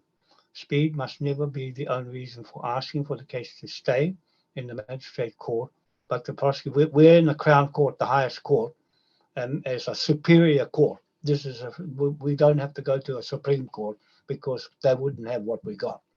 They wouldn't have this much information that's native to any land that they have conquered. Not the king didn't conquer it, the queen conquered all those lands with guns and everything else by using this flag as a flag of war. It's not supposed to be a flag of war against the civilian people or the sovereign people, or people guiding their own country, and you going and bombing them, America, you're using this flag, because I know it's an Admiral flag, to bust anybody out of the road with war, anything, using Admiral law, of martial law. In fact, this is martial law. We're using martial law on you with this flag, Cindy Kiro and Jacinda Ardern and all your parliament and government. We're using martial law on you tonight and apply the law. We make law, and law makes contracts. We pull you into contract with us and make law out of that, because you can't respond, because you don't have the information to go up against us with superior information. So accepting guilty pleas, what does it say about that, Andy? Defendants may want to plead guilty to some, but not to all of the charges. No, it's all the charges. Whatever I say goes. That's it. It goes back to the people. All this that I put in figures goes back to the people you robbed. You robbed everybody in New Zealand and the world. Alternatively, say they may want to plead guilty to a different possible less charge. No, that's the end. We don't need to do anymore. We just drop the pound note on their head, and that's the end of it. No one anymore. That's it, Andy. We don't need to. We've said our piece about the pound note, the 100 trillion pound note on their heads each, and £1 trillion on anybody of less authority than you two. All those people at the top in the corporate business gets 100 trillion on their head, except those like Charles, Prince Charles. He gets the whole lot on his head. He gets the big notes on his head because he's running the scam. And the Rothschilds, they get the big ones on their heads too, because they're running the scam. Forgery, 23rd of March 2022, updated 23rd of March 2022, legal guidance, fraud and economic crime. This is the Forgery and Counterfeiting Act 1981 UK. So they've updated it to the 23rd of March 2022, not so long ago. Legal guidance, fraud and economic crime. That's what they are. They're making money for themselves out of economic crime and all this jabbing business and making their business for themselves. The Forgery and Counterfeiting Act 81 creates the following commonly used offences. Forgery, making a false instrument. That's what they're doing here in this Waitangi tribunal. They're making false instruments to take settle out the native people and Maori for less than 1% of what they stole. We're going for 100% with the pound note bang on their head to get it all back. Using a copy of false instrument, well, they're doing that all the time in the government. All their printing and everything is all fraudulent, including the Treaty of Waitangi itself document with no contract end date and also with no taka watermark on the document that's sent to the United States of America, 1840 Treaty of Waitangi. Offences concerning counterfeiting notes and coins, because they've bought the fiat money of the US dollar, and then they've used that for counterfeiting notes that they put together in the bank as fictitious money loans, and all of that comes under this act. You two women, the bank is fraudulent in making loans out with nobody signing as the other partner to the person borrowing the money. So they're really screwing the people in this one that we're putting on you. Offences of passing counterfeit notes and coins, like trading with those dirty money, fiat money. Offences involving the custody or control of counterfeit notes and coins.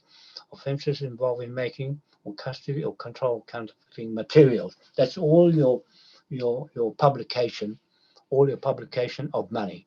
So that's on Forgery Act. The person is guilty of forgery if he makes a false instrument. There you go, false instruments in this Treaty of Waitangi Tribunal, and those about 181 pages I've split out, and you'll see that at the end, with the intention that he or another shall use it to induce somebody to accept it as genuine. They may marry as looking genuine when it is in fact not genuine. It is, I'll see later on, there are some of those snapshots that say if they were uncertain or ambiguous of the way they were doing the treaty, and all these professors putting together contemporary history of not factual information against the traditional. That's what I do, traditional history. They won't accept that because they only do what they think, and they say that's good for you, and take it or leave it, nothing at all. Instrument includes any document, postage stamp, or mark denoting payment, Indian revenue stamp, disc, tape, soundtrack, or device. Information is stored by any means. It does not include currency note or any other sections 14, 16, 17, 20, and 21, Forgery and Counterfeiting Act 1981. The whole thing is a fraud. Everything is false there, right there. An instrument is false for the purposes of FCA 1981. A false instrument is one that purports to be something which is not. That's what I'm saying about Mary being what it's not. It must tell a lie about itself right there. It's a big fat lie. The whole scam-demic jab, the whole of this Waitangi, Treaty of Waitangi scam to make you get less than 1% and now take everything away from you and you'll be happy with nothing. That's not going to happen with this on your head, you two women driving that narrative. It's not going to work with this on top of your head. An instrument that tells a lie about its subject matter or relevant factual circumstances. Section 9(1)(g) states that an instrument is false. The whole instrument here in these snapshots is false. The whole thing, and the government's information and their historians are false. All their professors putting all this together. I'll pull your names out, each one of you, in all that I've put there as affidavit against all of you, one by one, pull you out with £1 trillion on each one of your head, lots of it, for people, the sheriffs, to go and pick you all up and lock you all up, whole lot of you. That's it. Making this statement, captures a situation where an existing instrument is falsified and specifies that a person is to be treated as making a false instrument if they alter an instrument so as to make it false in any respect, whether or not it is false in some other respect apart from that alteration. They altered the whole thing, the whole history, the whole land title, the whole birth certificate, the whole everything in our lives here in New Zealand. We can prosecute if an relevant event occurred in England and Wales and New Zealand and the Pacific Islands and the whole world in 250 countries that we say from this court will follow after us with this flag as the superior title to the land, native. So that's that lot. Forgery and Counterfeiting Act 1981 further makes it an offence. Have custody or control of such counterfeit note or protected coin intended to pass or tender it as genuine or have possession of the same. That's the New Zealand dollar. It's fraud because it came out of the fraud fiat money, US dollar, and the fraud fake pound note with the 1 bar of Rothschild's Bank of England. All fraud. The whole thing is fraud. Yeah, that's what I'm saying. Offences under sections 1 to 4 and section 5(1)(5)(3), Forgery and Counterfeiting Act 1981 are either way maximum of 10 years imprisonment or fine or both. You're going to get fined, both, and imprisonment, both of it. The whole lot chucked at you because you're going to get away with it, not at all. You were going to get away with it, but we stopped you right here. Offences under section 14(1), 15(1), 16(1), 17(1), Forgery and Counterfeiting Act 1981 are either way maximum 10 years imprisonment or fine or both. So there, you're going to get you can go in there for life in this court, because that's what we say. Section 14, 15, 16, 17, Forgery and Counterfeiting Act 1981 are lifestyle offences for purposes of confiscation of all your things that you own, of criminal property, which is what we're classing as under Section 75 and Schedule 2 Proceeds of Crimes Act 2002. We're putting that on you too tonight, and your whole parliament, your whole government, the police, the whole lot of everybody caught up in this scam. You're getting this whole thing on your head. Court documents and authority sections 133 and 135 County Courts Act 1984. Land registrations, here's the land. Sections 115, 117, Land Registration Act 1925, Statutes and Executive Documents, Section 4, Evidence Act 1845, Section 41, Documentary Evidence Act 1868, Section 3, Documentary Evidence Act 1882, against Cook Street, that one. Land and registrations against 77 Cook Street, Auckland. You've got that one dropped on your head tonight as well. The principal amendment to the reference of narrow defined personal information rather than registrable facts. These are registrable facts we have in this court, and they're not personal information. They are factual information caught in the act of crime. Possession and intent, 2010 Act on your head as well. Prohibited intention is defined in Section 5.2 as an intention. You have intentions to get rid of us and to take everything from us. You're not going to do it with this one on your head.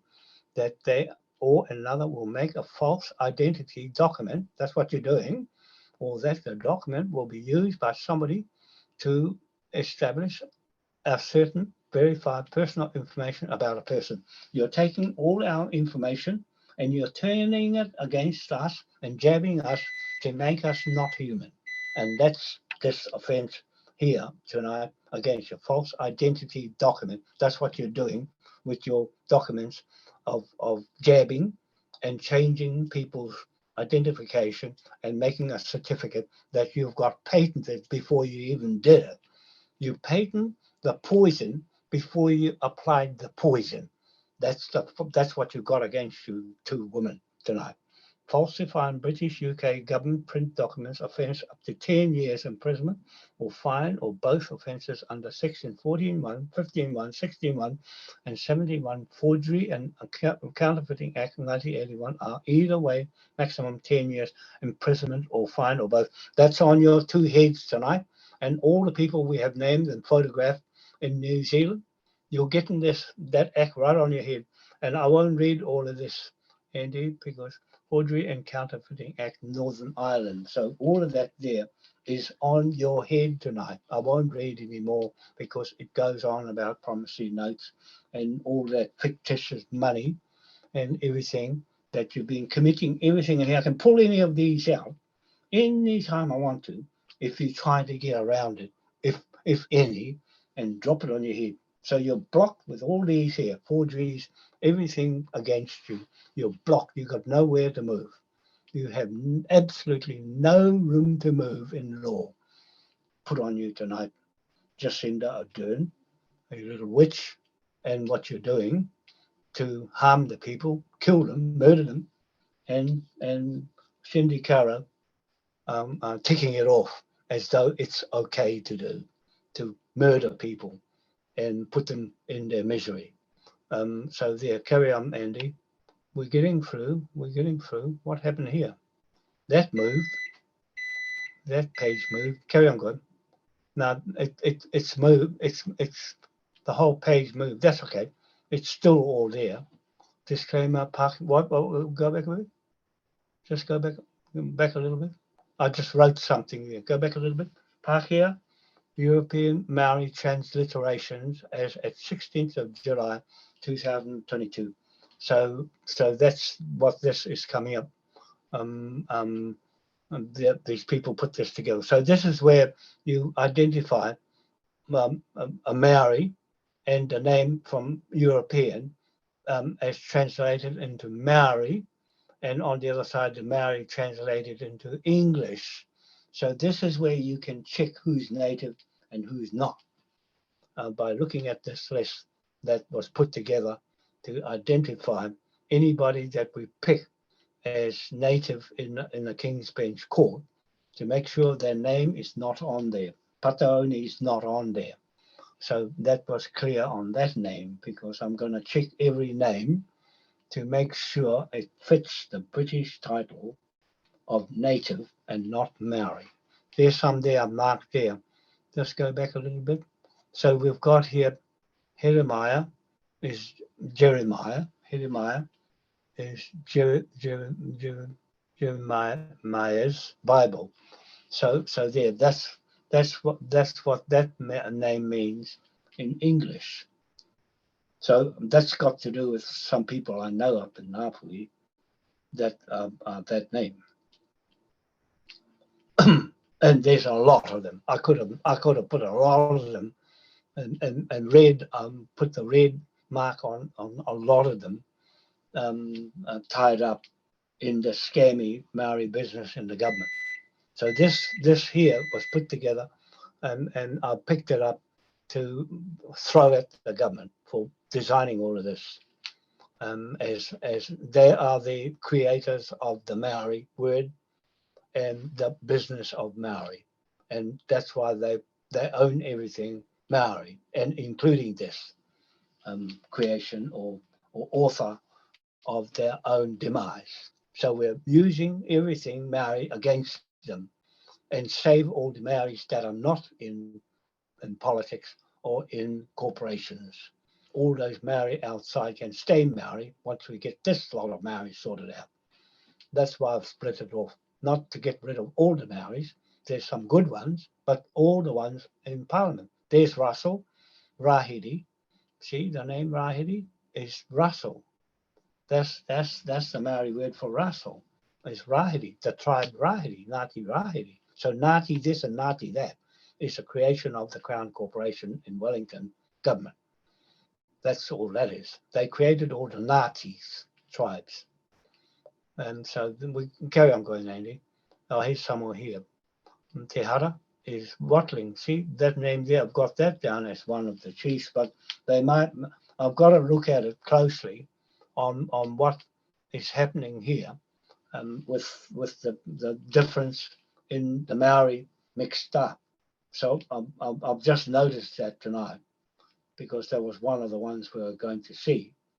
The Littlewood Treaty here, Andy, hang on. The 1840 Littlewood Treaty has the word Maori in it, and it's still fraudulent. So this is the Littlewood Treaty here, where it goes good, and then all of a sudden it's got the word Maori in it. And so that writes it all off. The 4th of February, see, 4th of February 1840, that's when the Littlewood Treaty came out. It's got the 83 watermark, the Taka watermark, to make it legal from Britain. So it's got the watermark. This one didn't go to America, or they didn't recognize this one. The Littlewood Treaty has more got going for it than the Treaty of Waitangi. This Littlewood Treaty has got more going for it because it's got a watermark on it from authority from Westminster Parliament.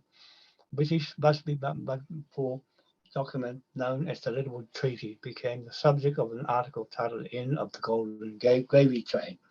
That's what they called it with the treaty, a gravy train. Lack of any evidence. See, look, he noted that the lack of any evidence that Governor Hobson, James Busby, Henry Williams, or James R. Clinton ever stated on prior that the official English text dated February 1640 was not the one provided the basis for Maori text. So there, you have to draw your own conclusion of who's right, Maori or native Britain.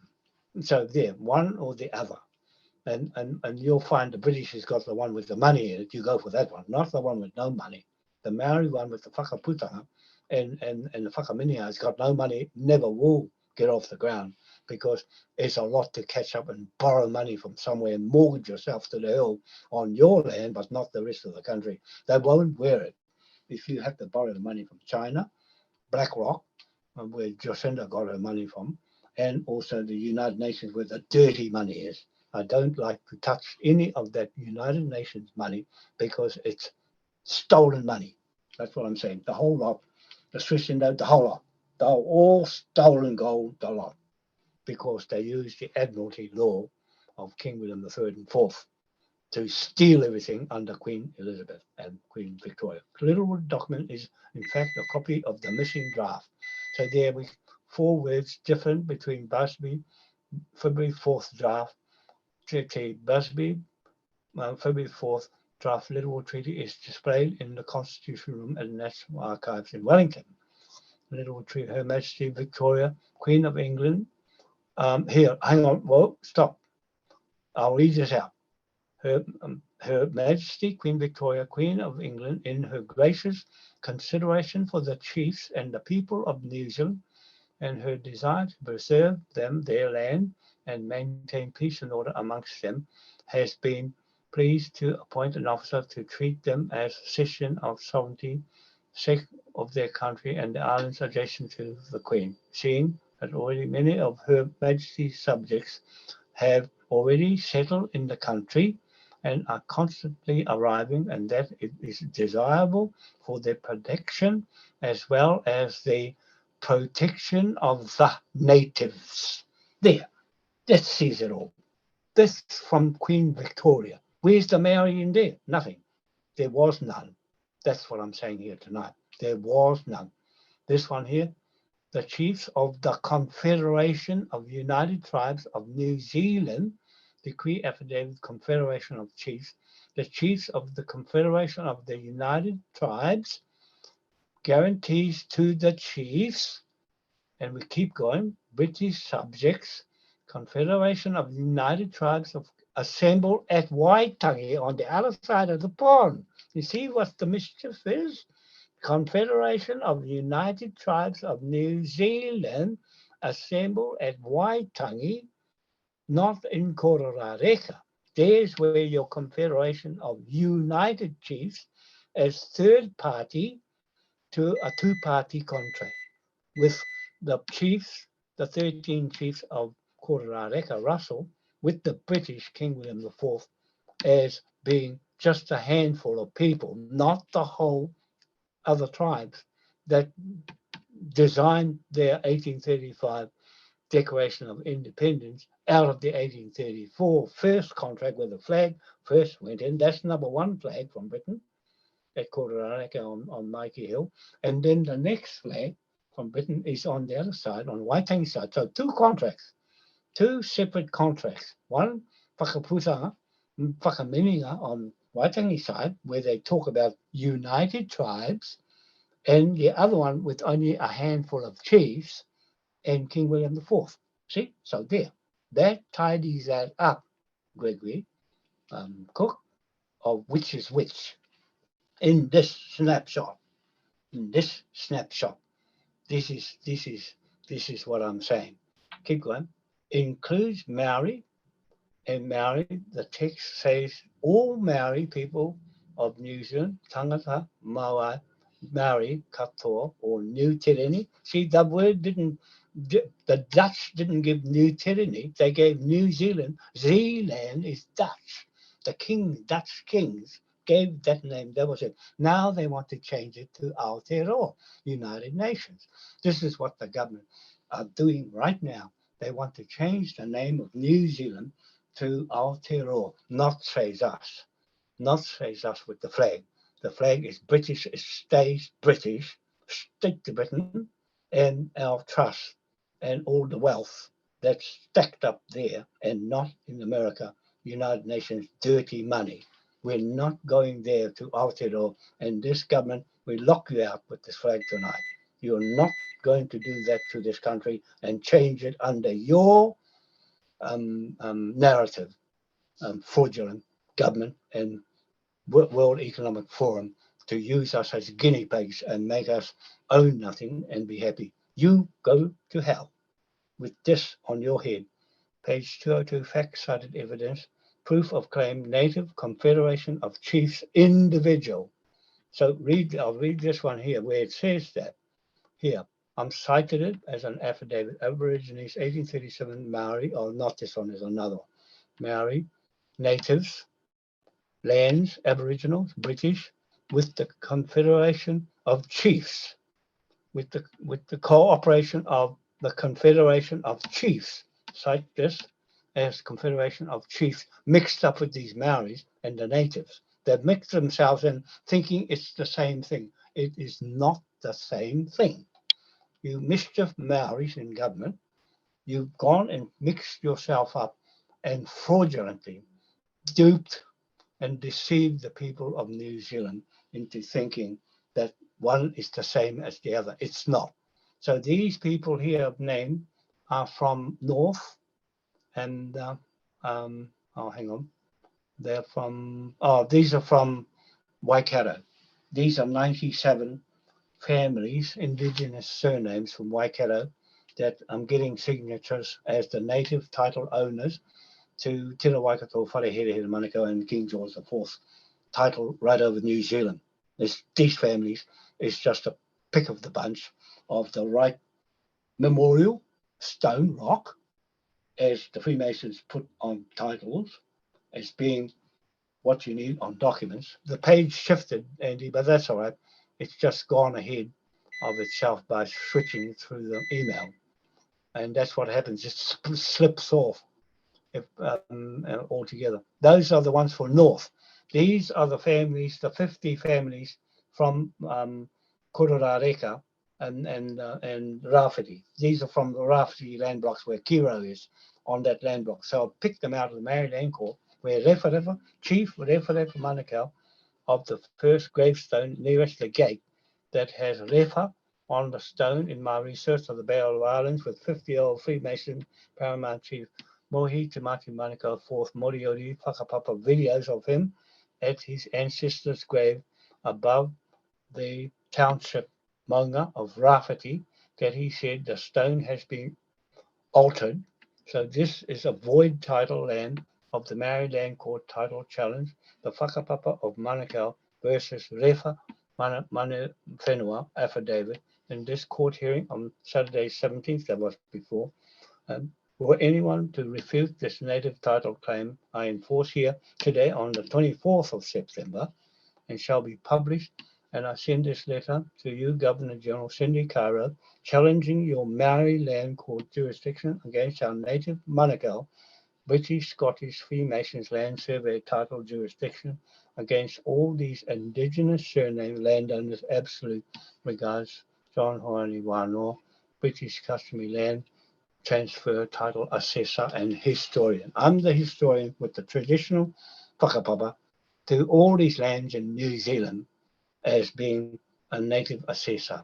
So there, that's the pick of the bunch where Kiro is on that land block, and those have got 4,000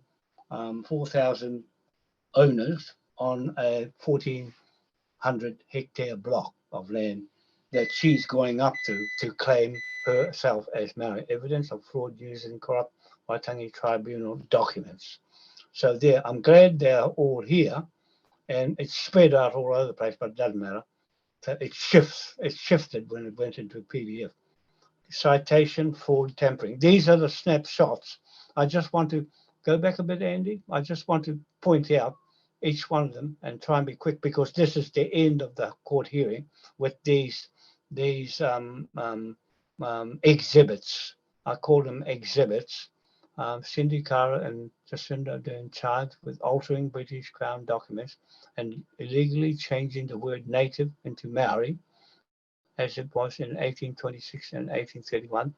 So the native court identified the Waitangi Tribunal words as fraudulent claims that corrupted the whakapapa land titles and history of New Zealand. Maori is a myth. So that's what I'm saying here. I can't read it very well here, but it's just identifying. I'll keep going past, and I'll just try and, whoops, hold it. I just have a look. I won't read it. I'll just look for what I'm looking for. In this one, it's got British Empire legislating 1833, Indigenous people, Aboriginal, 1833 to 1835, 1837, Aborigines, Protector Society was formed. These New Zealand Association 1837. See, so that's a British native snapshot of nothing Maori in it. That's what I'm saying. That's fraud, Exhibit 3. So this next one, I'll just read and try and identify what it's saying. No, keep going. I'll just pick out the ones I want, but those are exhibits. What's this one say? King William IV, death 20th of June 1837. Began hearing evidence. Aborigines there, 1833. Indigenous peoples, protection of the Aborigines. That's with King William IV. There, snapshot with him and those Aborigines of New Zealand. What's this one say? Illegal fraud tampering of British native indigenous Aboriginal land title ownership. Decree evidence of British calling native Aboriginal indigenous people. Britain experience of empire, British Empire, and legislation 1833. Indigenous peoples there, Aboriginal tribes convened for 2 years, 1833 to 1835, recognized as Aborigines. 1837, Aborigines again. And then down here, Britain's station in New Zealand as Aborigines. And what else is it? And then it's dropped in the whakaputanga down here with the flag on the other side in Waitangi, downloaded by the Waitangi Tribunal Court right there.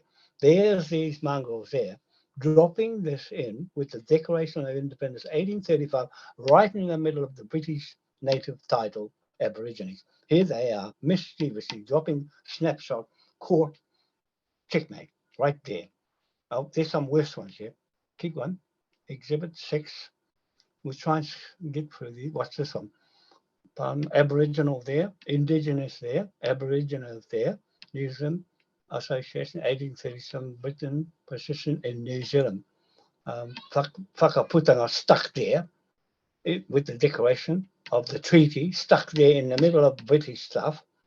And that's the mischief these people in this Waitangi Tribunal are doing. Maori there, stuck with the indigenous Aborigines on the British. When you look at the British and you look at these mischief Maoris in Parliament, what they're doing with their historians, sticking themselves as if they were there at the time of the native Aborigines.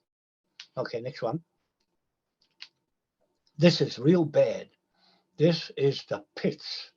What's this one says? Exhibit A. Britain's experience of empire, 1833, British Empire, indigenous people, Aboriginal tribes convened for 2 years. See, they've said it twice again. 1837, Britain's position in New Zealand, 1825. So there, that's everything British in there. No Maori. No Maori in that one. What's this one say? Here's where the Maori is. 1837. They've stuck the Maori there. And they've stuck the Maori consent, Maori national independence with the 1835 Declaration of Independence, dropped themselves in 1814. See, Captain Cook discovers Macquarie's 1814 population, which are chapter 3 referred to New Zealand. See, so the Maoris here have hooked themselves to 1814 right there. It's just fraudulent. That's misinformation and tampering with our native titles. There, that's that one, Andy. Exhibit 9 as our factual information against these thugs and pirates. What's this? Claudia Orange, King William IV's death, Aborigines in there.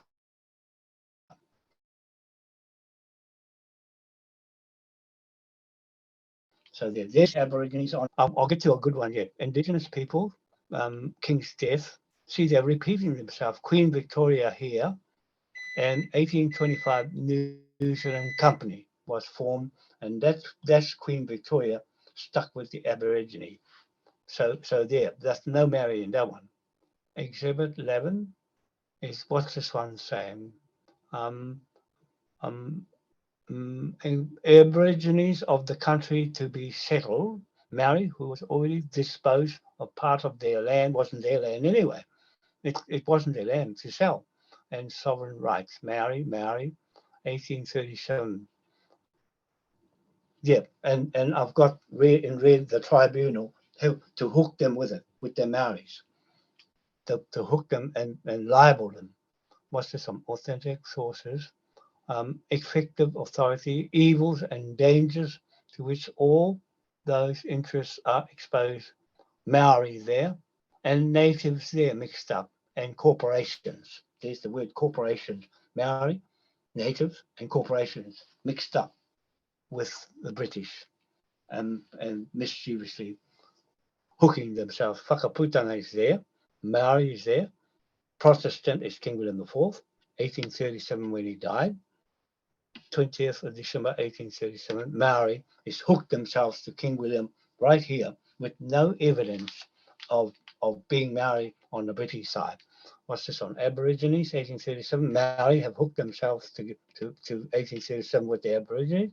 The Queen, lands, natives. See, she's saying, talking about natives there.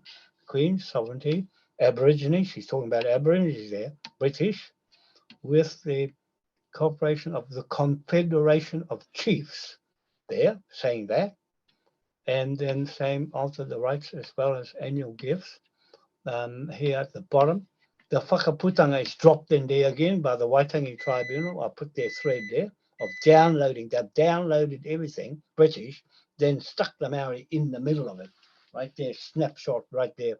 Fraud Exhibit 15, caught right there. This one, it gets worse. Britain, sovereign, now Maori sovereignty there, and British New Zealand has been clear. Oh, here, British sovereignty over New Zealand had been clear until 1831. That's when it changed with the native. That the evidence showed that Great Britain has recognized New Zealand as a foreign and independent state. There, it's saying it was independent. That means it was on its own, without this government and Maori in Wellington. King William IV there, Governor Burke, 1833, Busby, 1835, King recognized, yeah, here. In 1834, there was King William IV, and that the king had subsequently recognized the New Zealand flag. See, his flag as the New Zealand flag. So this flag is a New Zealand flag. That's it. That's the end of it. Over this government. That's our flag. So there's that one with King William IV. And no Maoris in that one. There ain't no Maoris in that one. What's this one? What's this one? This one's got Jacinda Kate Ardern, Silan Kiro, Cindy Kiro people caught you in fraud, signing locations of Treaty of Waitangi. So there, you've been caught with the scam Treaty of Waitangi right there in that one, Exhibit 17. What's this one? Native chiefs and tribes from the settlement, among them of Her Majesty's subjects, unless some settled and civil governments are established to protect the native chiefs and tribes in their just rights. William Hobson, Captain, native chiefs there. Her said Majesty Queen Victoria shall exercise absolute sovereignty over the said native chiefs, their tribes and their country. The natives own the country. That's what the Queen Victoria just said. The native chiefs and tribes and Her Majesty's subjects and dominion, and the said native chiefs do hereby on behalf of themselves and tribes engage not to sell or otherwise alienate any lands occupied. So the natives were not allowed to sell the land, only Maoris and their stupid government in Wellington. Exhibit 19 that was. It gets worse, hang on. Queen who thereby acquired the government of the Maori people. Here we go again. This is this tribunal that I've got here. In the red down here, Queenie, Pākehā. Now, hang on. Queen who thereby acquired the government of the Maori people. This is Queen Victoria. He finished his account with the word of advice to Maori who objected to the imposition of Pākehā laws. That's the white man. Ceded what they thought they had retained, Maori. See, they ceded what they thought they retained. Hobson issued a proclamation warning the chiefs that the evil Pākehā, white man, there's that word Pākehā, don't call me a racist because this is the Pākehā's own writing. Hobson, Fitzroy Gray, and Gore Brown were all styled themselves Tino Rangatira. This is the white man saying they are Tino Rangatira. They are chiefs in themselves as Maori over the Maori land with these cheeky evil Pākehā in government in Wellington. Ford Exhibit 20. That's that one, Andy. That's getting worse now. McCulloch described the treaty as a valid instrument of cession. Cite decree, affidavit, fraud treaty, no 1833 Taka watermark, UK government press. So I put the affidavit over that treaty as fraudulent because it hasn't got the British authority.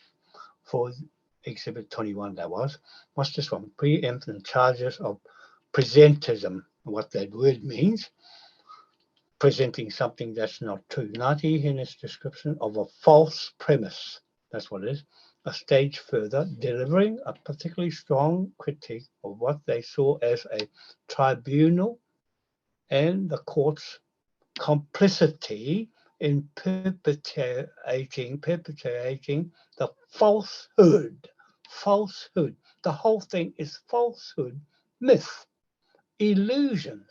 The tribunal, they said, had over the years developed a vague and inconsistent set of principles that have legitimized the resetting of sovereign authority out of hapu hands and into those of the crown. So that's what they've done. They were right in saying that, these Ngāti Hine people, they're saying that the crown legitimized everything as vague, and inconsistent. They got a new law out now, the Declaration of Inconsistencies Amendment Bill, to hide all this inconsistency, vague stuff they legitimized illegally, and they're putting X through now to try and get rid of it and cover it up. No, we caught you.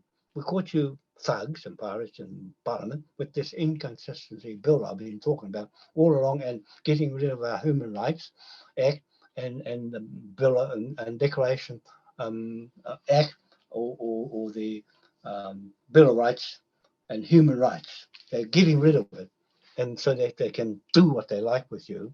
And so we stopped them with this one, this Exhibit 21, with that snapshot of your thuggery going on here. Right, next one, Exhibit 22. Tribunal's job is to act accordance with Section 5.2 of the establishment legislation. Ambiguities in treaty drafting. There's that word, ambiguity in treaty drafting. The whole thing was a scam. The whole treaty was a scam. That's what I'm saying tonight. In this Exhibit 23 snapshot, right there with that word ambiguous. There, on that one. Next one. We're getting close to the end. What's this one? From the Waitangi Tribunal download. This is some more of their fraudulent stuff. The governor was welcome to stay. That expectation was he would be a governor to the Pākehā only. That's what they got the governor for, not for Maori, but for Pākehā. Those white Maoris, they put this all together to cheat, steal, and rob.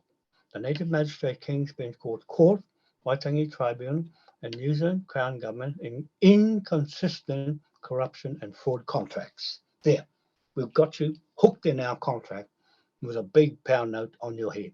There's the Waitangi Tribunal there with their download, evidence, Crown evidence and submissions.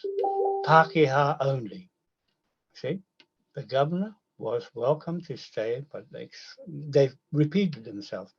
The expectation would be governor to the Pākehā only. So there, they've just repeated themselves again because I've just copied it and snapshotted it straight away. Right, that's Exhibit 24. The next one, Exhibit 25. A bit more. We're getting close to the end now. Exhibit 25, we have defined sovereignty as the power to make and enforce law. We are sovereign, Andy. We're saying we're sovereign with this flag, and we're making law as the sovereign of the land and every other sovereign land in the world with this flag. We're the ones that master the authority from the superior courts of law. And Te Whakaminenga would have power to make law that was binding on the hapu or signatory rangatira. So they're still trying to put the whakaminis together, and it's impossible to do because they need 75%. No transfer of authority from the hapu to the collective, and they got no money too. And taking place on the 20th of October 1835. That's coming up on the 20th of October. And they're still at it. I've been in the Whakaminenga for years and couldn't get off the ground because they wouldn't agree with each other. And the king in Tainui, Waikato, can't communicate with Ngāpuhi. They never got on. They just didn't get on because Ngāpuhi don't want a king from somewhere else to be their leader. No way. Busby's attempt to establish legislative and premature instructed the resident to work instead on the hapu leaders. No, they took the iwi corporations instead of the hapu leaders. They left the hapu leaders out and chopped them off because the hapu leaders were acting under Maori incorporations. And so they went on top of that lot as well. It's too hard to fight them with an incorporation. And on land that's occupied by Pākehā and everybody else, Chinese, the whole works, and only a few Maoris to try and battle up against the rest of the country in the public's interest. In other words, and neither Maori or British officials in 1835 actually believed the Supreme Legislature had been created. So anyway, that's the one. Fraud Exhibit 26 against you lot. Kororareka, local merchants had during the 1830s sought to assert their own authority. This is Greg Cook's immigrant British settlers there at Kororareka. They had their own authority because they had the navy and the flag. That's why the mission, but they won't tell anybody. The missions had achieved a degree of economic independence. So they've been independent all these years, and they gave the authority to the Crown in Wellington and shut them out and just kept it quiet from everybody. That's what I'm saying here out aloud in this court hearing tonight about the people up there favouring the government in Wellington instead of the people of the country. And for the first time, we're going to have this brought out in the open here and exposed on the literature they've put together to hide everything with the Navy. And the Navy is supposed to be for us, like Dion Walker said to the Navy, you're obligated. And he said, yes, the Navy is obligated. And the flag is a contract. Yes, the flag is a contract. There, those two things solidify our ownership of that flag and nobody else on commercial basis and contracts. End of story. And all these seals to go with it. Okay, Andy, that's exhibit 27. I thought I'd come across the worst one. What's the next one? You must be getting near the end. What's this one say? I'm looking for the Maoris or the natives. Facts, I've got to say this. It is therefore hereby agreed between the said parties that Her Majesty Queen Victoria shall exercise absolute sovereignty in and over the said native chiefs, their tribes and country, in full and ample and manner as Her said Majesty may exercise her sovereign authority over any of Her Majesty's dominions and subjects. Cite this decree, rule, law, affidavit, Queen Victoria knew illegally that there was natives in New Zealand in 1837 and not Maori. Fact-cited evidence in this Native Magistrate King's Bench Court of the Confederation of a handful of chiefs between 1831 and 1837. Queen of England, absolutely, without reservation, at the rights and powers of sovereignty which the said Confederation of individual chiefs, there we go, there's no Maori in there, there's no United Tribes, Confederation of individual chiefs respectively exercise or possess or may be supposed to exercise or possess over their respective territories as the sole sovereigns thereof. That means we are sovereign as natives in this court tonight.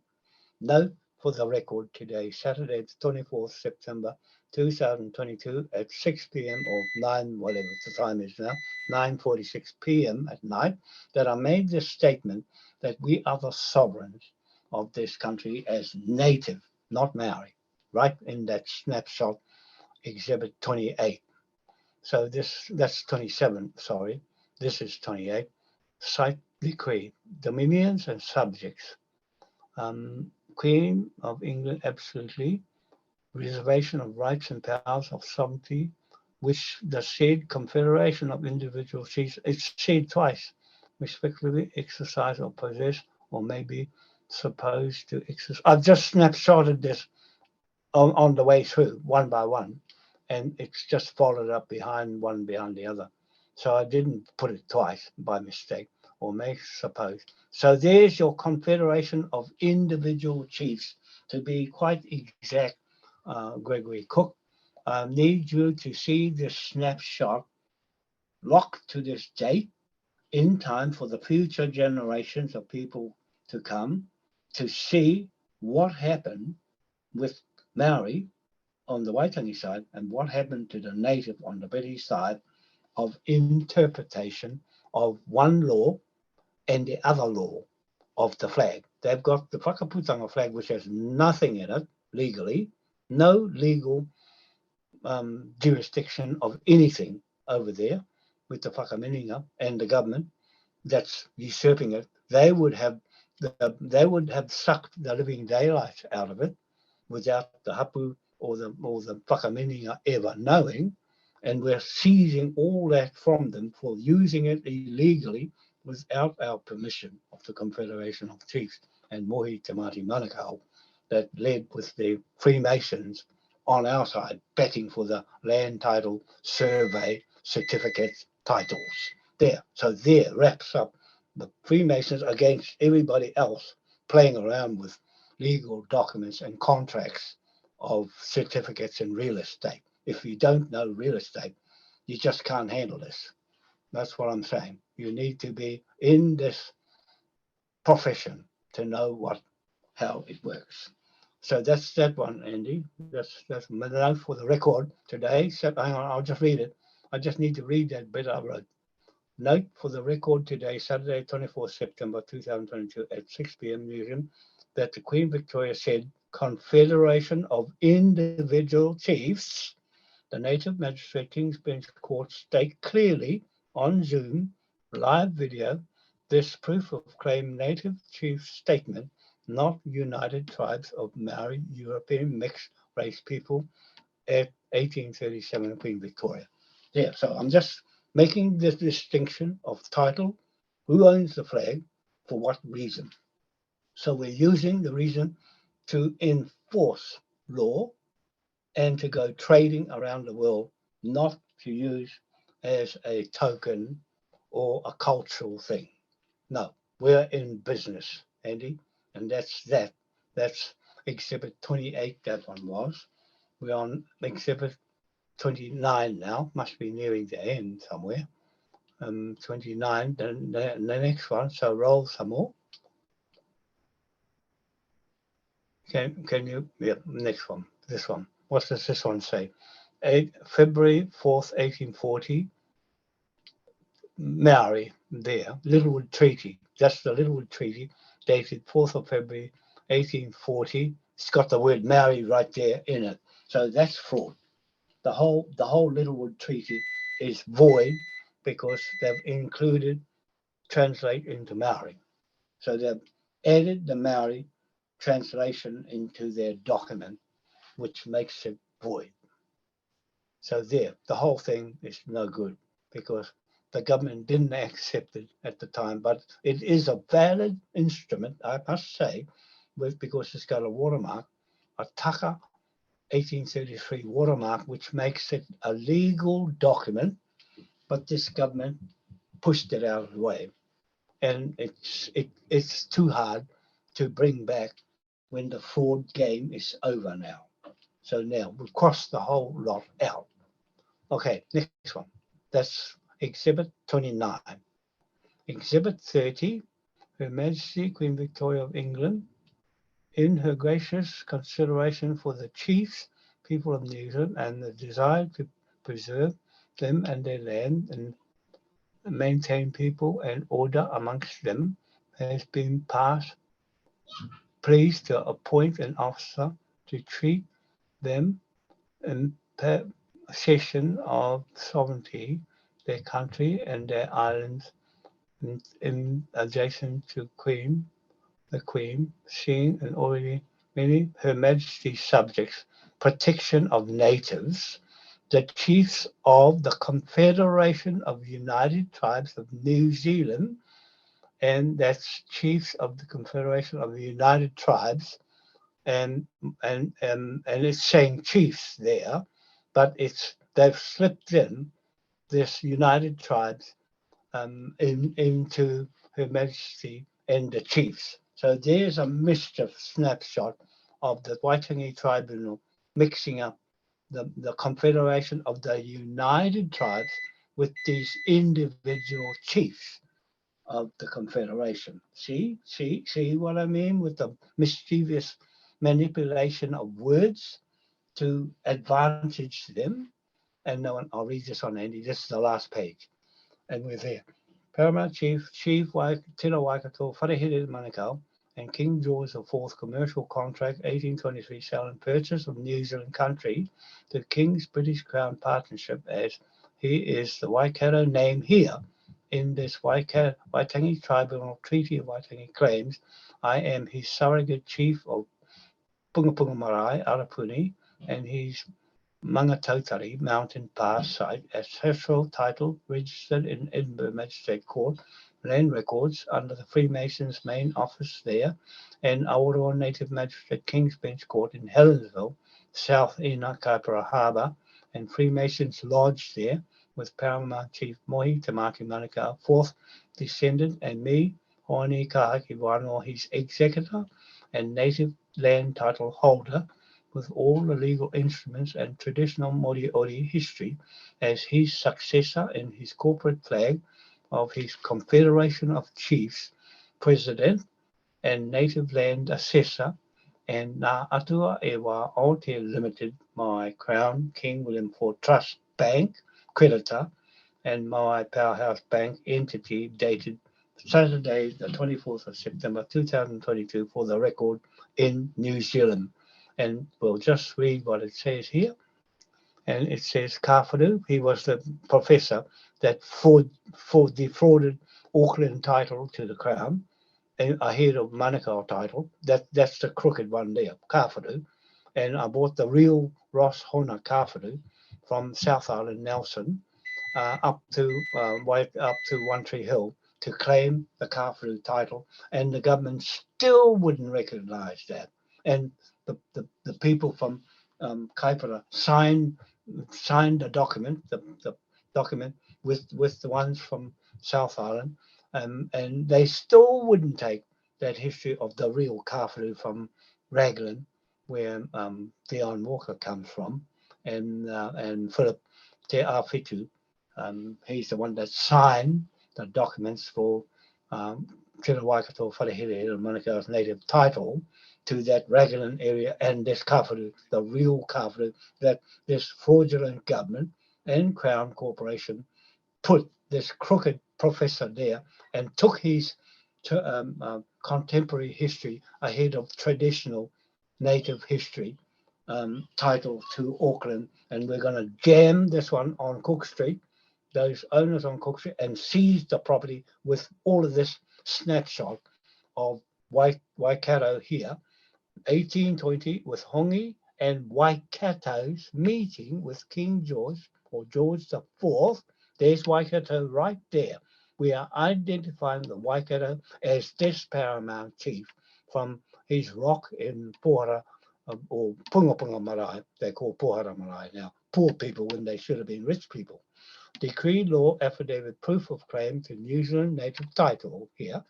Native Paramount Chief Tira Waikato Wharehere Manukau, Wood suggested the land issues were crucial factor in Maori agreement to the treaty. See, they've stuck the Maori here with Waikato and Hongi right there. And as if they're the title to Waikato. No, they're not. Anybody claiming the name Waikato doesn't have their native title and can't prove it in this court. I doubt if anybody has got as much information as I'm holding with the whole title, and the proof is there on this court hearing tonight against you, Cindy Caro and Jacinda Ardern, Prime Minister, to keep away from our flag, because we know you've used it for 187 years, since 1831, and we're seizing all that wealth that you've got from using that flag with the Navy here. They're obligated to that flag and to us, the natives, to the contract we have with the flag. Like that Navy officer was saying, yes, it's a contract, but it's our contract, and we're taking stock of ownership of that flag, chiefs, the native chiefs, and the natives of Waikato to claim this whole country tonight against you, stealing it, you thugs and pirates in Wellington, private corporations for yourself. We've got a corporation company, Ngātua Iwa Aotea Limited, up against you, and the Maui Crown King William IV Trust, up against you, and the Maui Powerhouse Group Limited company in London, that's on hold at the moment, but it's still there. It's still registered in that company's house, but I'll still have to pay $100 to get it back up. That's not a big deal to get that creditor company, and this Ngātua Aotea Limited creditor company, and Cecile Hoods has got the other bank, the development bank, the Maui Crown Energy Bank, ready to go now, to cover up the tidal turbines and the economy with that bank. That's a New Zealand bank that'll go through the Maui Powerhouse Bank in London and the Maui Royal Bank of the Pacific. That's for Maui and the Pacific people. That bank, that's for them.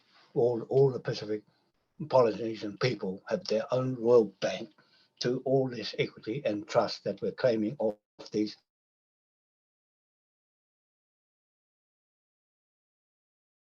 thug pirate, Ross State, Obama, and the World Economic Forum and the World Health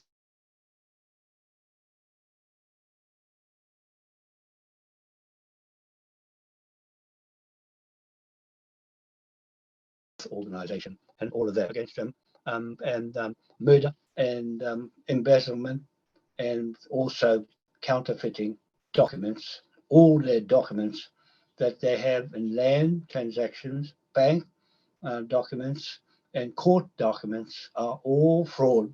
And they get these pound notes and these books on top of their heads, each person, and they have to go up against all these acts. And it's too much for them, but too bad. It's there. We've found you guilty as charged, convicted, prosecuted, and fined 100 trillion pounds, Maui pounds, and equivalent at the moment to the British pound, but that'll go out of business before long. Might be the end of the month. That'll be the end of the $1 Rothschild pound note, but ours is still going. I warn you, World Economic Forum and Jacinda Ardern and Cindy Cara, our pound note, $2 Patterson pound note, and the Bank of England Act under King William III and his 8-point star municipalities act on our seals is the authority to enforce and use the pound note as our currency, real money, not digital, or we can use digital, but we don't use crypto like what you're doing to take control of the whole world. You're not going to control us with your currency. We have our own currency, and we're about to draw it on you, against you, that pound note, to the missing gold, that all the millions of tons of missing gold, and the human value of your birth certificate and your value, worth as a living, breathing human or person or individual, and as you'll lose all your wealth and all your corporations, everybody we name and photograph or just name will lose everything you own, and the military will go after you. We contract everybody with the pound note on their head over your head, and the value we put on you as debtor, judgment debtors in this superior native magistrate King's Bench Court today, in front of the whole world watching, waiting for us, the natives of New Zealand, to wake the hell out of all the other countries in the world waiting for us to make the first move. And we've done that tonight, Andy. So ends the court hearing tonight now. And I'm glad we found the rest of the documents and the citations, the decrees, the writs warrants, and also the snapshot exhibits of fraudulent activity inside this criminal organization in Wellington under the Pope said, use adequate laws against criminal organizations. And we've named them as criminal organizations with the pound note, debt instruments on their heads. Thank you very much. All open to everybody. Thank you, John. I'll just end the hearing then. I'll end the recording now. So the time now is 2 minutes past 1. So that will be 2 minutes past 10, I take it, in New Zealand. Yep. Yeah. Yep. And it's 2 minutes past 11 in Britain. 24th of September 2022. So I'll end the recording now. The court hearing's ended.